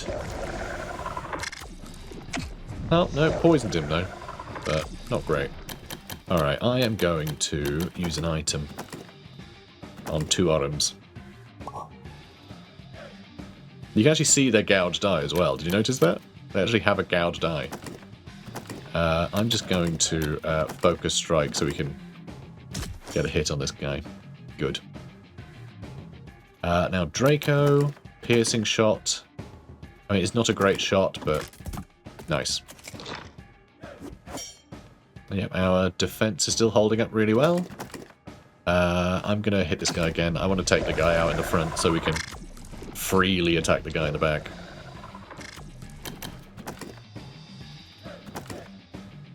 So that should break some armor. And then that misses. Great. Weapon skill, piercing shot on the brigand. Try and just ignore the armor. Ow. Okay, the player. Let's try and take his arm off. Well, he's down. We didn't take his arm, though. And I'm not sure it matters so much anymore. Alright, this will probably finish it off. Oh, no, not quite. Oh, good, they missed. And the player gets the kill. I mean, just looking at the player right now, with the floppy hat and the sword and board, like, they just look like a MORDHEIM character, don't they? Except with the hazard stripes. Makes it look something like Necromunda, too. Broken pipe. Ancient pipe seemingly broken. Maybe someone at the Blind Bat Inn will know what to do with this. Too right. And the chest disappears. Some coin. Don't have to share coin that you find. It's only in battle. Alright, I think we got advantage there. Ooh, there's 4 of them. We did get advantage though. So, piercing shot. Do I just want to do a couple of piercing shots on that brigand, or do I want to take out the ones in the back quicker? Okay, the ones in the back seem to have armor, and he doesn't. He just has a shield, I guess. Huh. You know, I'm going to shoot with that anyway. Nice. And then the player. I'm going to use... Yeah, I'm going to use that weapon skill so we can guarantee a hit. Okay, so he does have some defense. So the little shield icon doesn't seem to necessarily do what I think it does, which is a little baffling. I'm going to attack. I'm going to get an attack on this brigand because I think we can do a lot of damage to him. Or we'll just miss him twice. That's unfortunate. And then piercing shot that brigand again. Nice. And then I think we can finish him off. Nope, not quite. Not quite. Ooh, 2 items. Taking a lot of damage. If they keep going for them, we might be in some trouble. Ooh. Pistols have good piercing. Ouch. Alright, focus strike. On this brigand, I think. And then Draco, just do a standard attack. Nice. Tozer, let's get some magic. Do you want to start hitting the ones in the back? Maybe. I think we can get them with some crossbows. Those pistols have got such good piercing, it's going to kill our front line. I don't want that to happen. Double strike on them. Please hit them this time. Nice, nice. Well, now I wonder if we just hit them so everyone else can shoot the back line if they want. Or can attack the back line however they wish. Oh, good, good. I'm going to take your arm off. Or not. Not quite. Shame. Oh, phew, they missed. Yeah, now if I shoot that one. Tell you what. I'm going to shoot their arm off. I'm going to shoot their arm off. Nice! Shot their arm off. Brutal. I love combat in this game. Okay, so... Now we'll just attack whoever, I suppose. Nice. some 2 items. Nice. Very nice. Got a bunch of level ups. Everyone's level 2 now. That's really good news. Okay, some party members leveled up. Get to the roof. And we've got a rusty musket. Nice. So, equipment. Soldier, you're using the rusty musket. Okay. You're using that one. Even though I don't think you have the best ranged ability, but I can put that up a bunch, so you'll be a lot more accurate with the musket now. So I'm going to try that. And you leveled up a bunch too. So 2 arms. I think we need grit, so they got higher physical resistance. Because they're using 2 weapons. So I need to make sure that they... Actually, evasion might be nice. What is their evasion? 5%? I could just keep putting up their evasion, see if that'll keep them going. But I do also want to put up melee a bit, so they have slightly better hit chance. 1% better hit chance. Fine. Fine. It'll be more damage too. So we'll try that. So you've leveled up as well. You have a militia crossbow. I mean, you could have gone with either weapon, really, but let's make sure you can hit better. Really nice agility as well. But their evasion is low because of the equipment I gave them. But I think that's okay. Alright, that's everybody leveled up? Cool. And I have loads of camping supplies. So once I leave here, I'll set up camp. And then we can do the last leg of our journey. Very cool. So, how are you liking the nice long episode, by the way? How are you guys enjoying that? Just for like a one-off, it's nice to like really put it through its paces as a one-off. But it means I'm not like playing something that people might not be tuning in for like repeated episodes and teaching YouTube there's no one clicking on my videos. So, though audience retention might not be great. So, yeah, I don't know. We'll see. But at least it doesn't take up a load of time in the schedule. And, you know, I'm playing it because I love it. Not necessarily because I think it's the best thing for you guys, though I know some people will find this an absolute gem like I do. Ah, you're back. Have you found my pipe yet? I have, but it's broken. Ah, yes, that's the one. Give it here. He grabs the broken pipe from your hands. Ah, it looks broken, but those sods clearly just don't appreciate ancient craftsmanship. He fiddles with the junk, cutting his fingers and cursing until the object vaguely resembles a pipe. There, think of beauty. He offers the pipe to you. Here, take it. Along with the coin I promised. But you said it was your father's pipe. Gloaming brigands, task completed. You returned the pipe to the old soldier who gave you a reward. Wanderer's pipe, a pipe of someone favoured by the makers. Increase your courage in battle. To tell the truth, my father was a right bastard. When he returned from the crusade, he couldn't shake the evils he saw there. He joined those very gloaming gits and spent his last years preying on honest folk. Aye, maybe I just wanted to teach those gits a thing or two. The man trails off, gazing into his pint. You think it best to leave him be. Alright, cool. Cool, we just killed the men who, I guess, took his father away from him, in a sense. Also, I don't need to use camping supplies, because you can just rest here whenever. So I'll just do that instead. Alright. Okay, we're doing great. And we're devilishly handsome, so, you know. Nailing it, guys. Nailing it. Okay. So, this way. So there is actually an event that I've not encountered yet. Which is exciting. Oh.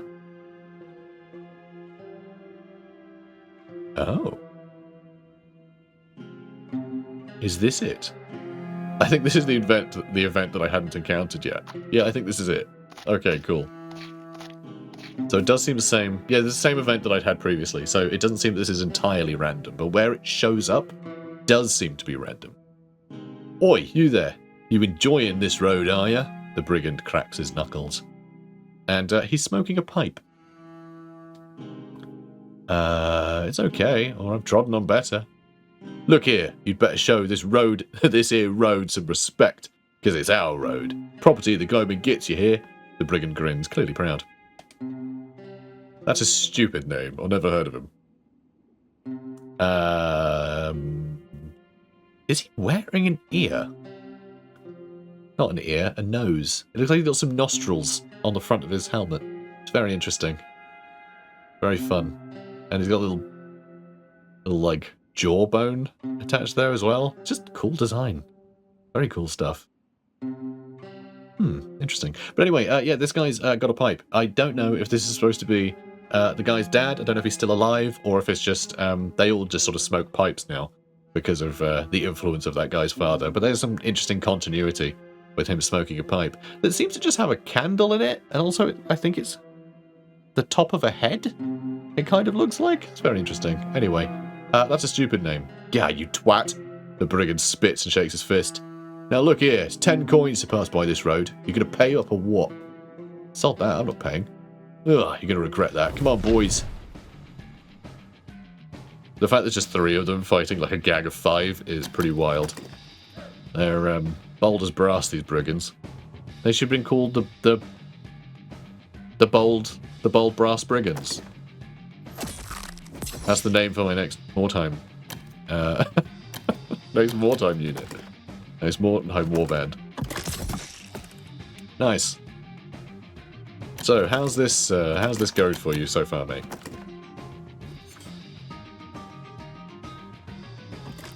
Ah. He's brigging buckshot. So low accuracy, very slow, massive damage, so I'm going to risk it. Damn. When you get extreme damage, I always like to flip the coin.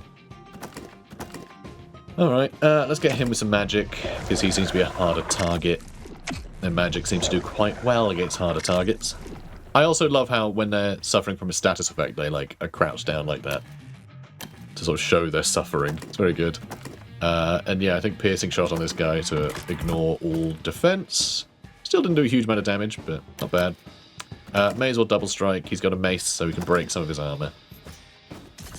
Oh, wow. Critical hit with the sword. Jeez. Alright, I'll take his arm off so he can't shoot us anymore. Hilarious. Good stuff. And then throw up on him. Perfect. Also, the effect for Bile looks just like Bio from Final Fantasy VII as well. Very cool. But yeah, I really do feel like this game is just inspired by my life. I mean, I don't mean like my life is like this, but everything I've found really, like, you know, all my favourite stuff seemed to inspire this game. It's very fun. So, did we ever go to this camp? No, we didn't yet. On the road, you meet a fiery scholar from Vise, who asks for your assistance with a peculiar scientific endeavour in exchange for a hefty reward, of course. A beast known as Echidna. Knuckles? Lives in the nearby bog, and the scholar's designs are to catch him and exhibit in his Clade's menagerie. The scholar has already contrived a plan, but it's a two-man job. One will confuse Echidna with the sound of a horn, while the other must spray the beast with special alchemical solution. Yeah, obviously. What the hell is that? Amazing illustrations though, right? How great is this? Like, seriously. Lo, here lives Echidna, a colossal monstrous snail of the bog. The beast stretches out to you from the putrid waters. Its shell is studded by arrows, spears, stakes, and broken swords. Is this what gave the monster its name? Very cool, right? We are going to follow the plan.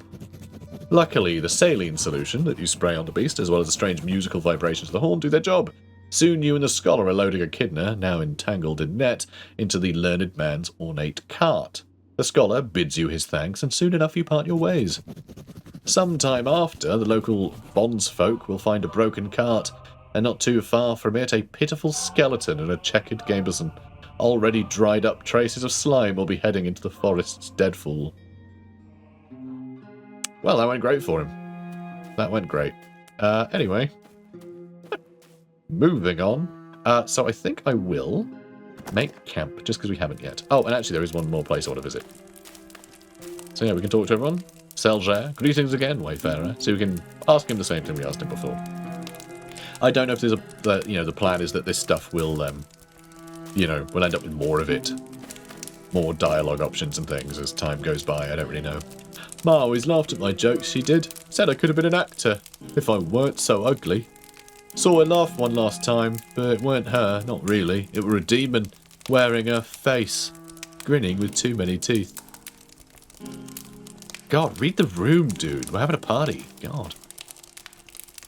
If I come along with you, I've broken my clade bond and disgraced my lineage. But not the tone, see? With the money I make, I'll bring it all back to the village. We'll get better tools, better yields, make it through the winter.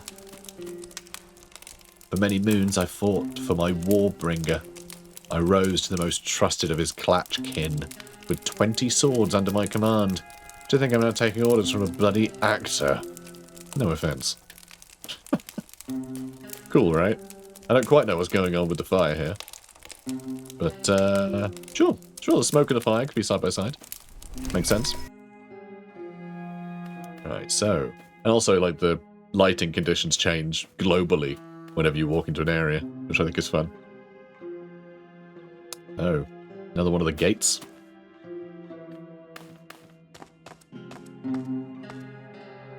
Oh. I didn't talk. This is, just because I got near the gate, I think.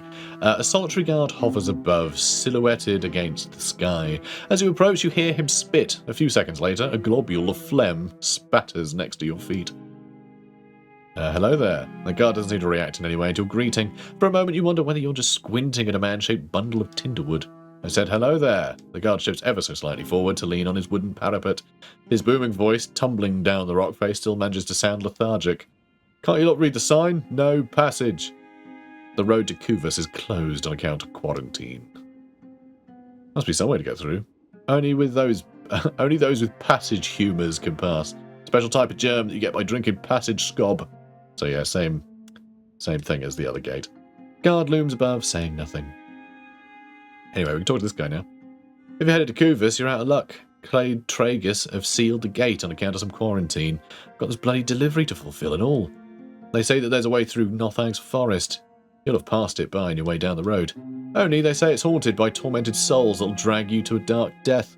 Or worse. I ain't risking my neck going that way. No way. Another rusty sword. Very useful. Thanks. It's a doggo. That's all locked up.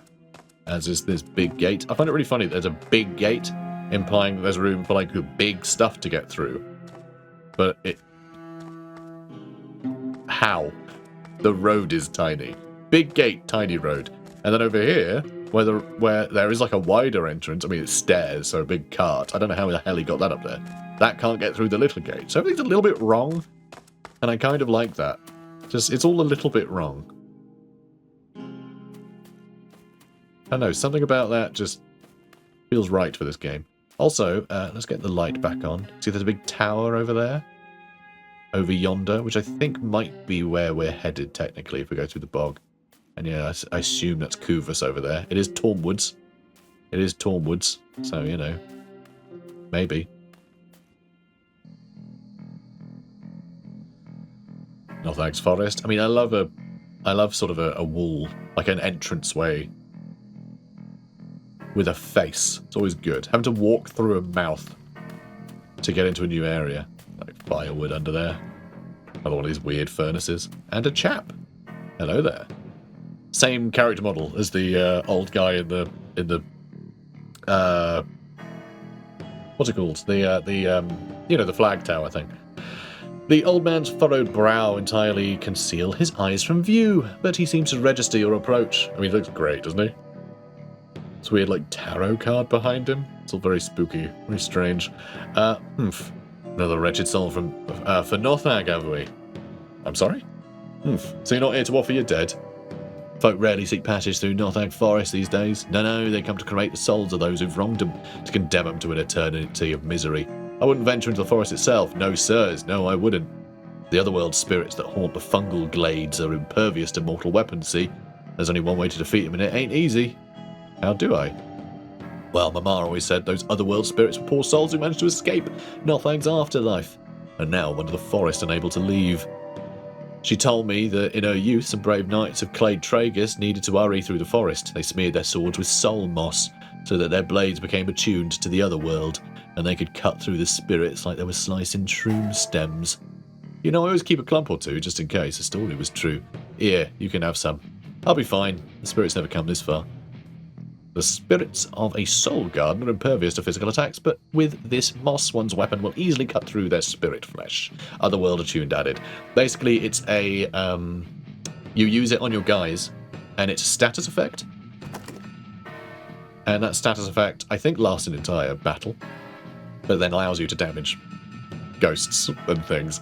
So the moss often grows on the shells of snails, so if you need more, just try scraping them off of those.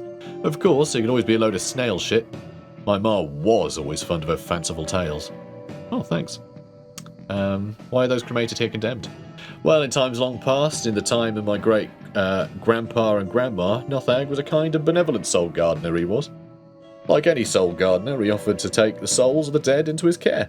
Each soul gardener cultivates their own afterlife in the other world, a special realm where the dead could find peace. And Nothag's realm was supposed to be a fine place to lay your ancestors to rest. Only sometime when Mama was young, something changed. Folks say Nothag went mad. He turned his afterlife into an accursed place, and would spout some nonsense about revenge on those who wronged him. These days, folk only come to the forest to cremate those they hate, rogues and villains and the like, because they know they won't find no rest in Nothag's garden. He spits. In these troubled times, there ain't no virtuous soul gardeners left, see? Nothag's mad, ashlings disappeared, clotters said to have fled to the continent.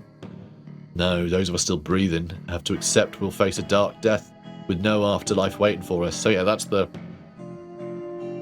you know, the clue that I had. Like, dark death just means like a death with the absence of an afterlife. But yeah, cool, isn't it? Some cool concepts here. Cool concepts at play. And there's a lot of these like pyres around the place too, I've noticed. Which, yeah, makes sense. This is where they're taking the dead, right? Burn them on that pyre. And then a soul is stuck here forever. But yeah, lovely face. Lovely, you know, nightmare face. Oh, hello! It's one of the snails. If you want to collect moss, just scrape them off a snail. No problem.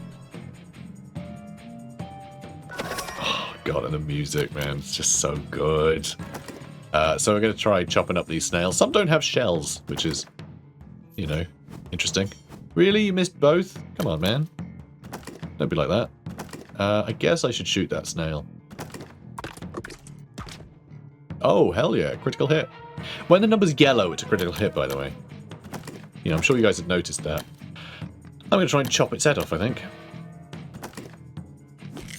Gouged eye. Good. And for you, I think I can just shoot the snail in the back. I don't think I'm going to try and do anything fancy. Damn. All right, Tozer. Let's bile up this snail. Let's throw up on this snail. Last chance. So they have this thing. I think it's because they have a shell, right? They, when they get to 0 hit points once, they get to have another go. But poison affects you at the start of the round, so they don't get to have that other go if you hit them with bile, which is really cool. There is some, like, you know, there are some tactics in play, which I think is really fun. Alright, double strike on this guy, just because you could basically kill him if you hit him twice. Or you'll just miss him every time, that's fine too. Alright, well, he's dead. Tozer, let's throw up on that snail. That naked snail. You'd think it would just be called a slug, but no, naked snail. And obviously, yeah, they do have human faces. Just like regular snails do. Also, in the background there, that almost looked like a flesh sphinx or something. That weird totem. Is that here somewhere? Was that what was over there? No, I don't know. But it's freaky as hell. Anyway, we're going to go over here. So yeah, the fact that we have this connection to the afterlife, the fact we're sort of immortal, lets us see these glyphs. And what's really fun is that these glyphs are used to describe switches. Right? How switches are connected. So we can see that glyph, we pull this lever, and we know that there's a door with that glyph above it. Somewhere. And that is going to be what is opened. Cool, right? Just checking for items. Anyway, yeah, these pyres again. So spooky. This actually reminds me a little bit of there's a sort of haunted forest in Final Fantasy IX near the start that you have to travel through, and it's all a bit creepy. And this reminds me of it a bit. Ah, this is where I want to explore. There's a. So that, I believe, is a statue of the Soul Gardener that is now gone. I think. Or has gone mad. I think that might be the case. Or these could just be some gravestones from people who were buried here long past, I don't know. But you know, you gotta speculate to accumulate spooky knowledge. That's what I say, right? So, this thing is squelching. Wish it wouldn't do that. Anyway, ghost. Advantage ghost. Well, advantage us. Disadvantage ghost. Advantage. I'm going to use an item. Soul moss. Who do I want to have the soul moss? Oh, can you only use it on yourself? Oh, you can only use it on yourself. Oh, because you have to rub it on your own weapons, I suppose. That's quite clever, actually. That's quite clever. Anyway, I'm going to do that. Otherworld attuned. See, they got the little fancy things now. We can still use magic as well, I believe. You still do a little bit of damage.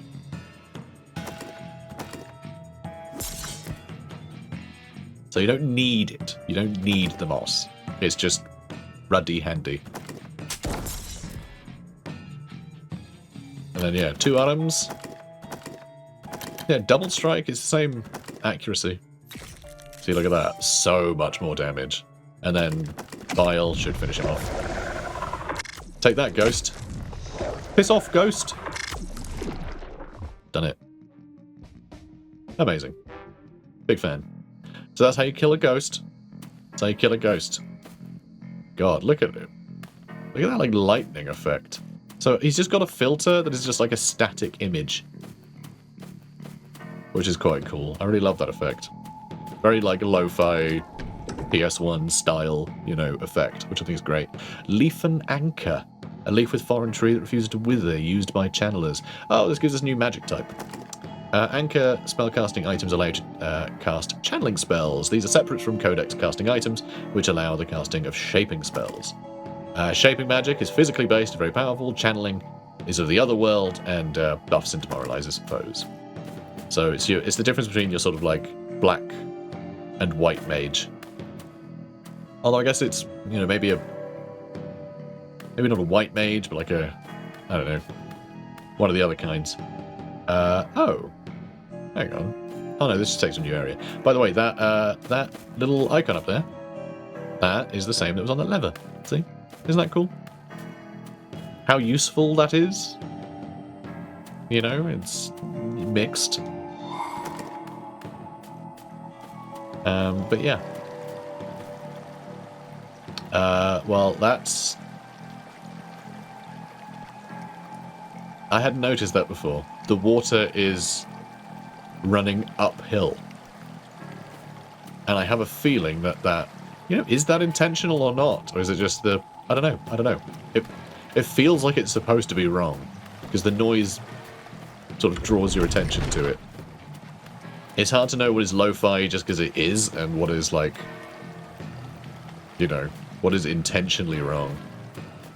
Or what's a result of the graphics or whatever. It's you know, it's... The graphics lend to the eeriness, the uncanniness of it all. Okay. Let's mess up the snail. Snail, come on, mate. Did we get advantage? I hope we did. It's hard to tell sometimes. We did! Yay! I'm super cool. Look at me with my advantage. Look at that dead snail. Stupid snail. Take that, snail. Alright, now I'm going to chop his head off. Nice. Nice. Weapon skill, buckshot on the snail. Flip that coin. That was a good coin flip. And then hopefully, this will finish him off. Nice. And he's trying to spit, but obviously he's got a gouged eye, so he's not going to be as accurate. And, oh, do you see that? He did a spell, then just damaged himself and nothing happened. That's what happens if you fail a spell. This hasn't happened to us yet. Which is insane. Like, it was literally a coin flip. Even when I buffed, like, Toza's chances to cast spells, I felt like she still never hit anything. It's, yeah, absolutely wild, the difference between this playthrough and my previous one.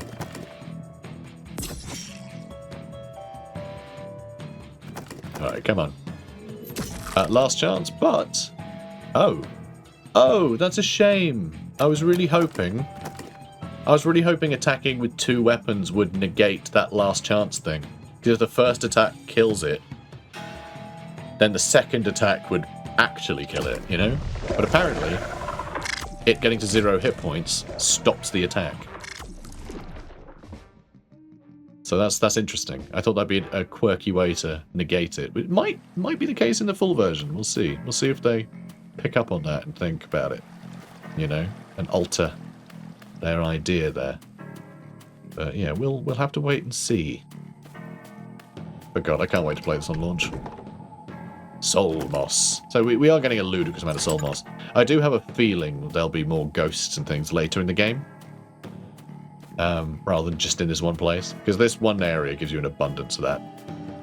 But then I guess, you know, the first time you encounter those guys, you might spend all of your soul moss equipping everybody with otherworld status effect. A spell. A channeling spell. Hex. Hexes the ground, causing damage over time to any enemy in that spot, which is fun because it forces enemies to reposition, which I think is really cool. I'm not going to equip anyone for channeling because bile is too useful for us, and everyone else is also really useful right now. Although actually, let's have a look. So it's magic is what we need. Obviously, huge magic there. Yeah, no one else has even remotely decent magic, so they'll just miscast a bunch. More snail. That snail is just having a far too good a time right now. Okay, I think we got advantage again. The timing is really iffy with it. Okay, good. Let's mess up these snails. Come on, let's go. Oh, we hit once. We hit once. I do love that it's separate rolls. I really do. Nice. God, the music as well. I know, I said it before, but like... God, it's good. Because again, it's that electric guitar, everything. It sort of hints at the fact that this world does have, you know, it does have some like rusted technology. It has some stuff around that is slightly more advanced, but it just feels very like, you know, in this sort of state of decay and oh god, it just fits it so well. It communicates a lot. It communicates a lot, the music. Oh, okay. He essentially gave a magic shell to his snail friend. Which is very sweet and everything, but... Nice. Nice, nice, nice. Let's just, like, guarantee a good hit on this guy. His armor might protect him now. Nope. Nope, still took some decent damage. Oh, come on, finish him off. Oh. Well, that's a bother, isn't it? No, we'll go for the snail in the back again. Oh, not much damage that time. Oh, did he use that on himself? He might have. I don't entirely know what all of those effects are. And I'm not sure I ever will. No, I'm not sure I ever will. Oh. Come on now. Play nice, giant snail. Okay. Nice. Alright, 2 items. Boom, and there we go. Just the 1 damage. It's not particularly good at piercing, that's fine. Money. We are only spending 1 upkeep, so it seems to be proportional. Right, so it's not like each of them take 1. It seems to be each additional party member you have, you lose a percentage of your money. So you can have quite a big party. Well, not a big one, but like, you know, you can bring some friends along. You don't have to worry too much about like just earning nothing early on. And it's not like, oh, if they level up, they demand more money, stuff like that. It's pretty. I like that it's sort of proportionate to your earnings. So, yep, more coin. There's also a shiny thing over there. Is that? Oh, that is where we end up later. That's fine. So I'm not going to go for him yet because we just opened that tower. Wait, it was that tower, right? Yes. I got a bit turned around in that last battle. Okay. Idol of Attunement, an artifact that will attune one with Otherworld, increasing damage against face spirits that lurk in the dark corners of the world. In other words, we can equip someone to have that permanently. Oh yeah, I'm going to make someone else braver as well. Let's have a look. Who's... It's heart, isn't it? Is your courage? Okay, Tozer has no heart at all. But also, Draco doesn't either. They're both in the back line anyway. The player doesn't actually have much courage. So I'm going to make ourselves braver. Here we go.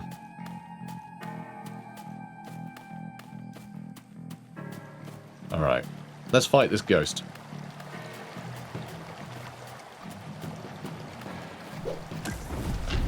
Yeah, that little ploink noise it makes, I think means we got advantage. Yeah. Oh, right, yeah, you haven't attuned. I suppose I should. Because we do have a lot of soul moss, so I might as well. And we need to heal him, too. I do need to heal him. I don't like that there's two of them. It makes me think that I do actually need to use soul moss on a couple of guys.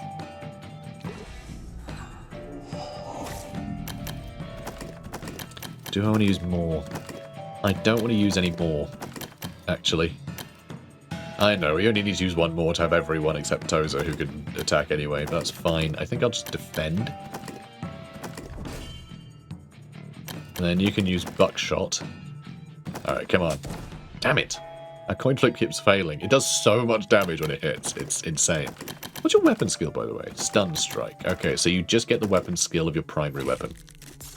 Which is a shame. I was hoping we'd get something, like, specific to the fact we were carrying two weapons. If it gave you stuff for, like, combos, I think that'd be really cool. And yeah, try and shoot them. Not bad. Not bad. And then we will, yeah, I'll try and get rid of this guy. Oh, look at that! We miscast! 1 in 20 chance. But it finally got us. Sure, just attack him for not match. That's okay. Double strike, let's go. Oh.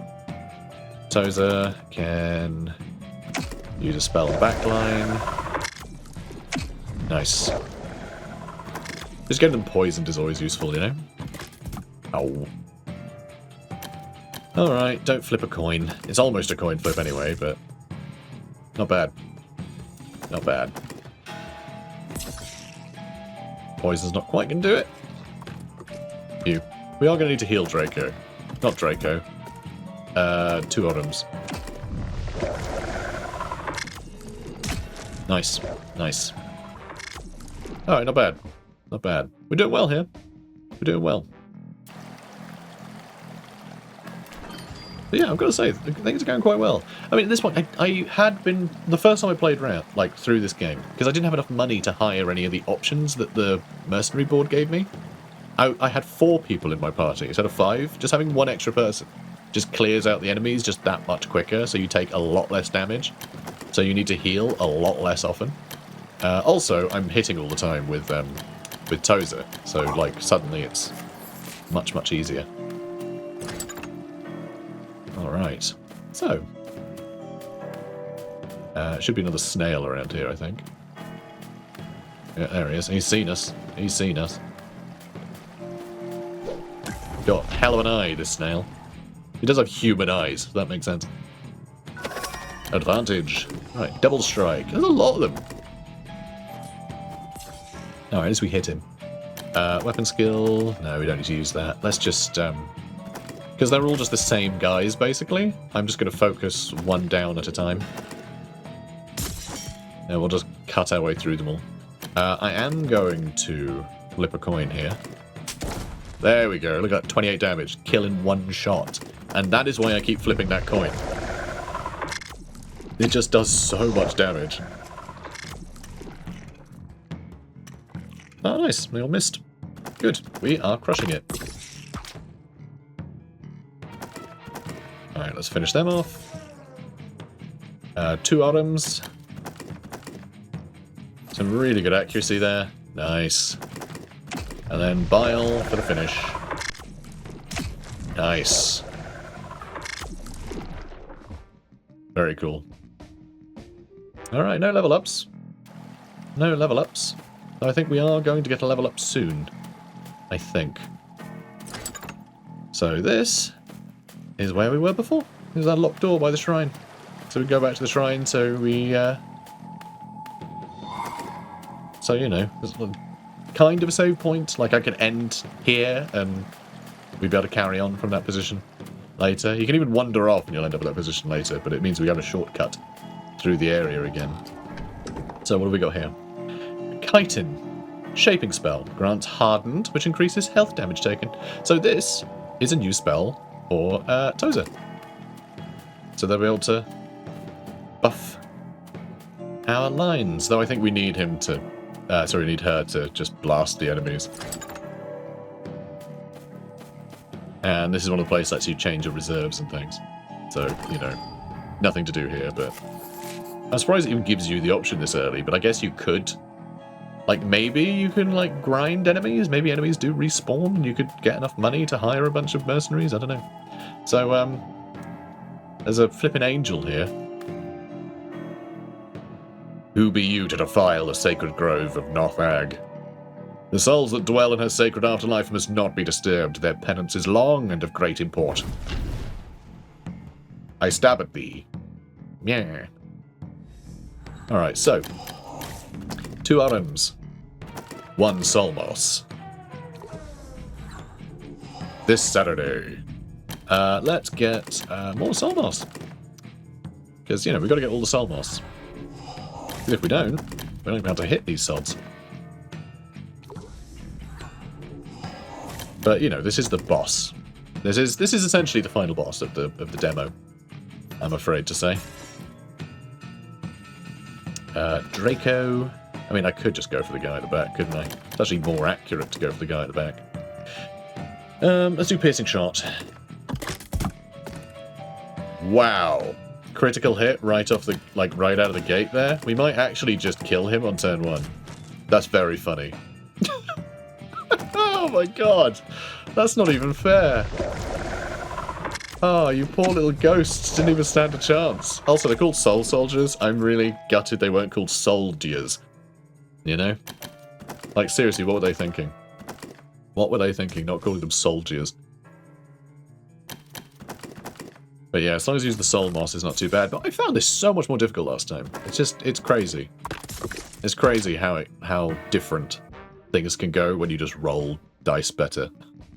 And have an extra guy rolling dice. So more level ups. Amazing. Some party members could level up and select perks. I hadn't noticed that. Oh, right, so you go to abilities. I'd never done that. I think I had leveled up to this point, but I didn't do it. I didn't do the thing. So that'll put up damage as well, which is nice, but I think I want to put up a bit of everything there. He's got an item. I've got an item for heart, so that'll be fine. More magic. Do I need that much? I mean, potency of effects will be more damage. It will be more damage, but I think I want to put my agility up a bit so we have higher turn speed, so we can do it more often. I think that's a good idea. But now, abilities. Abilities page covers abilities. Yeah. New perk available. Oh, wow. Gain an increased hit chance after missing an attack is pretty cool. Gain an increased chance of landing a critical hit.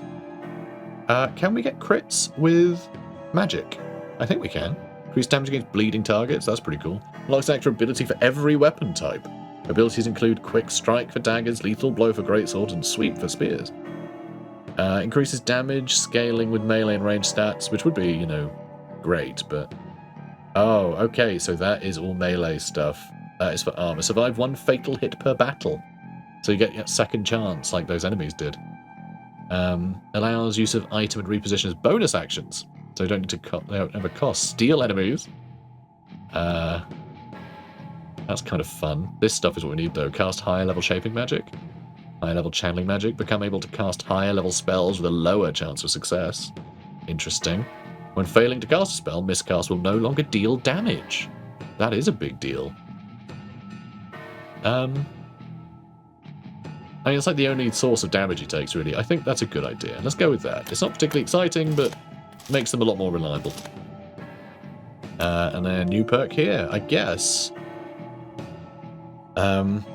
Increased damage scaling with melee and range stats. Because we've got really high melee damage, like melee ability, right? So just getting more damage out of that is pretty good. Again, it's not particularly interesting, it's just effective. So cool. I don't think we'll even get to try it, because I don't think there's a single other battle in this demo, I'm afraid to say. The shimmering pool of water has an uncanny quality. Beneath the ripples, you do not see a reflection, but a vast city of resplendent towers. Well, obviously I'm going to climb in, aren't I?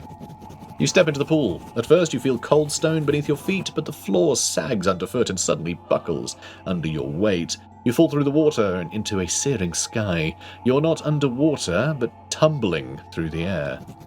When you stop screaming, you notice the towers spreading past you on your descent.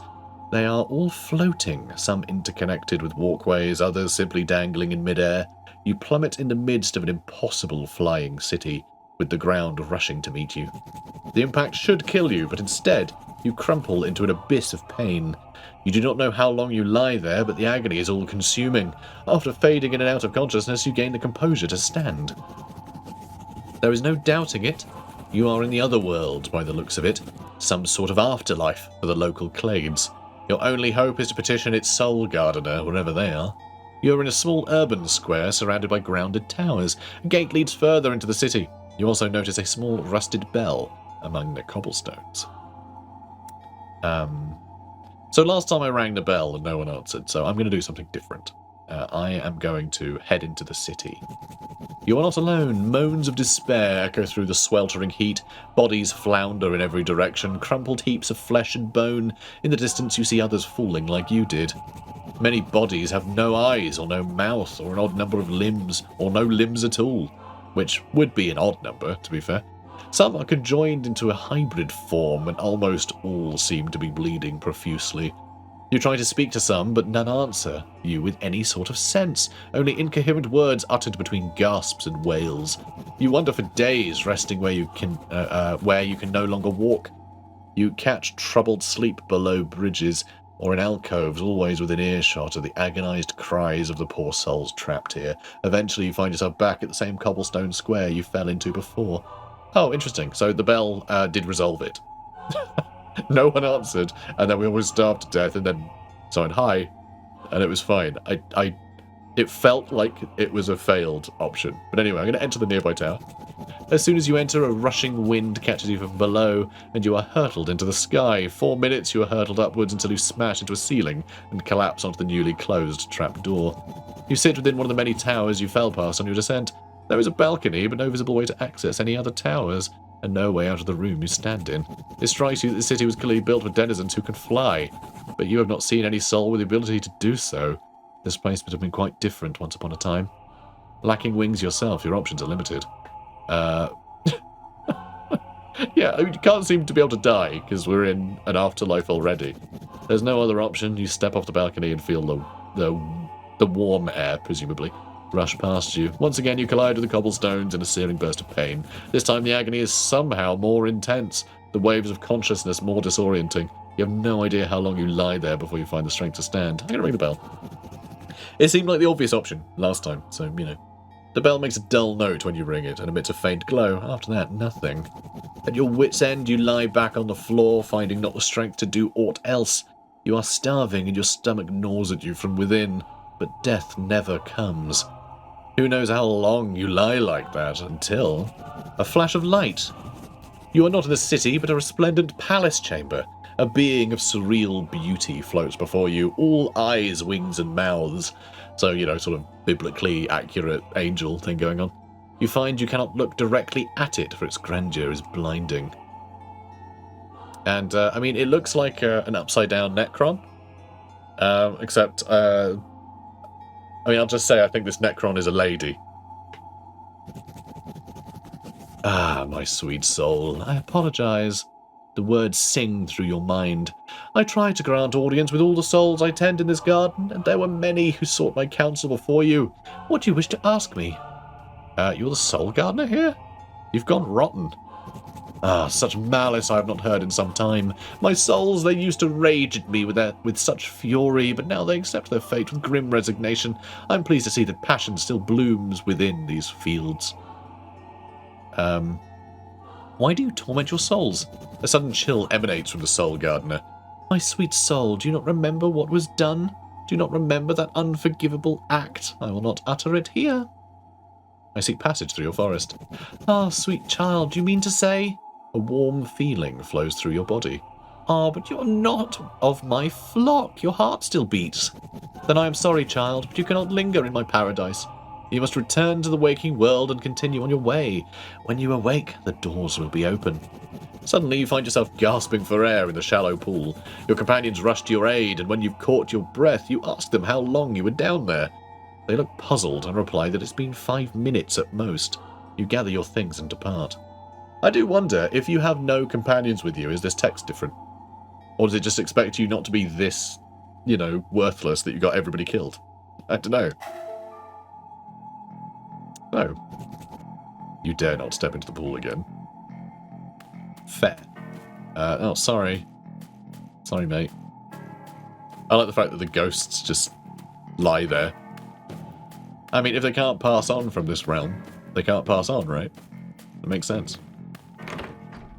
Alright, guys, it's the next bit of the demo. The bit that tells you to wishlist it. We're done. We're done. That was the whole demo. How cool is it, though? I mean, I know some of you will just think, like, this game is everything that I've wanted to play, and a lot of you wouldn't have got this far into the video. Absolutely not. It's definitely niche. I know these sort of PS1, sort of throwback visuals and everything, they're not for everybody, but they are absolutely for me. And if you're here, probably you too. I just think they're great. I love the style. This studio is just like absolutely crushing it. I love Dread Delusion. I almost did a video on it.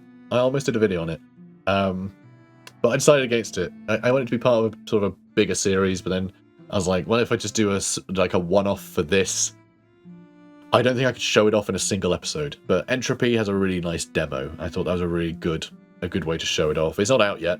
It won't be out for a couple of months, I think. But yeah, go wishlist it, guys. Go wishlist it. Because yeah, I really want these guys to succeed. I really want this studio to just keep making games. Because these are just, they're absolutely, they're made for me. All right, they are made for me. So anyway, that's it. We're done. We did it.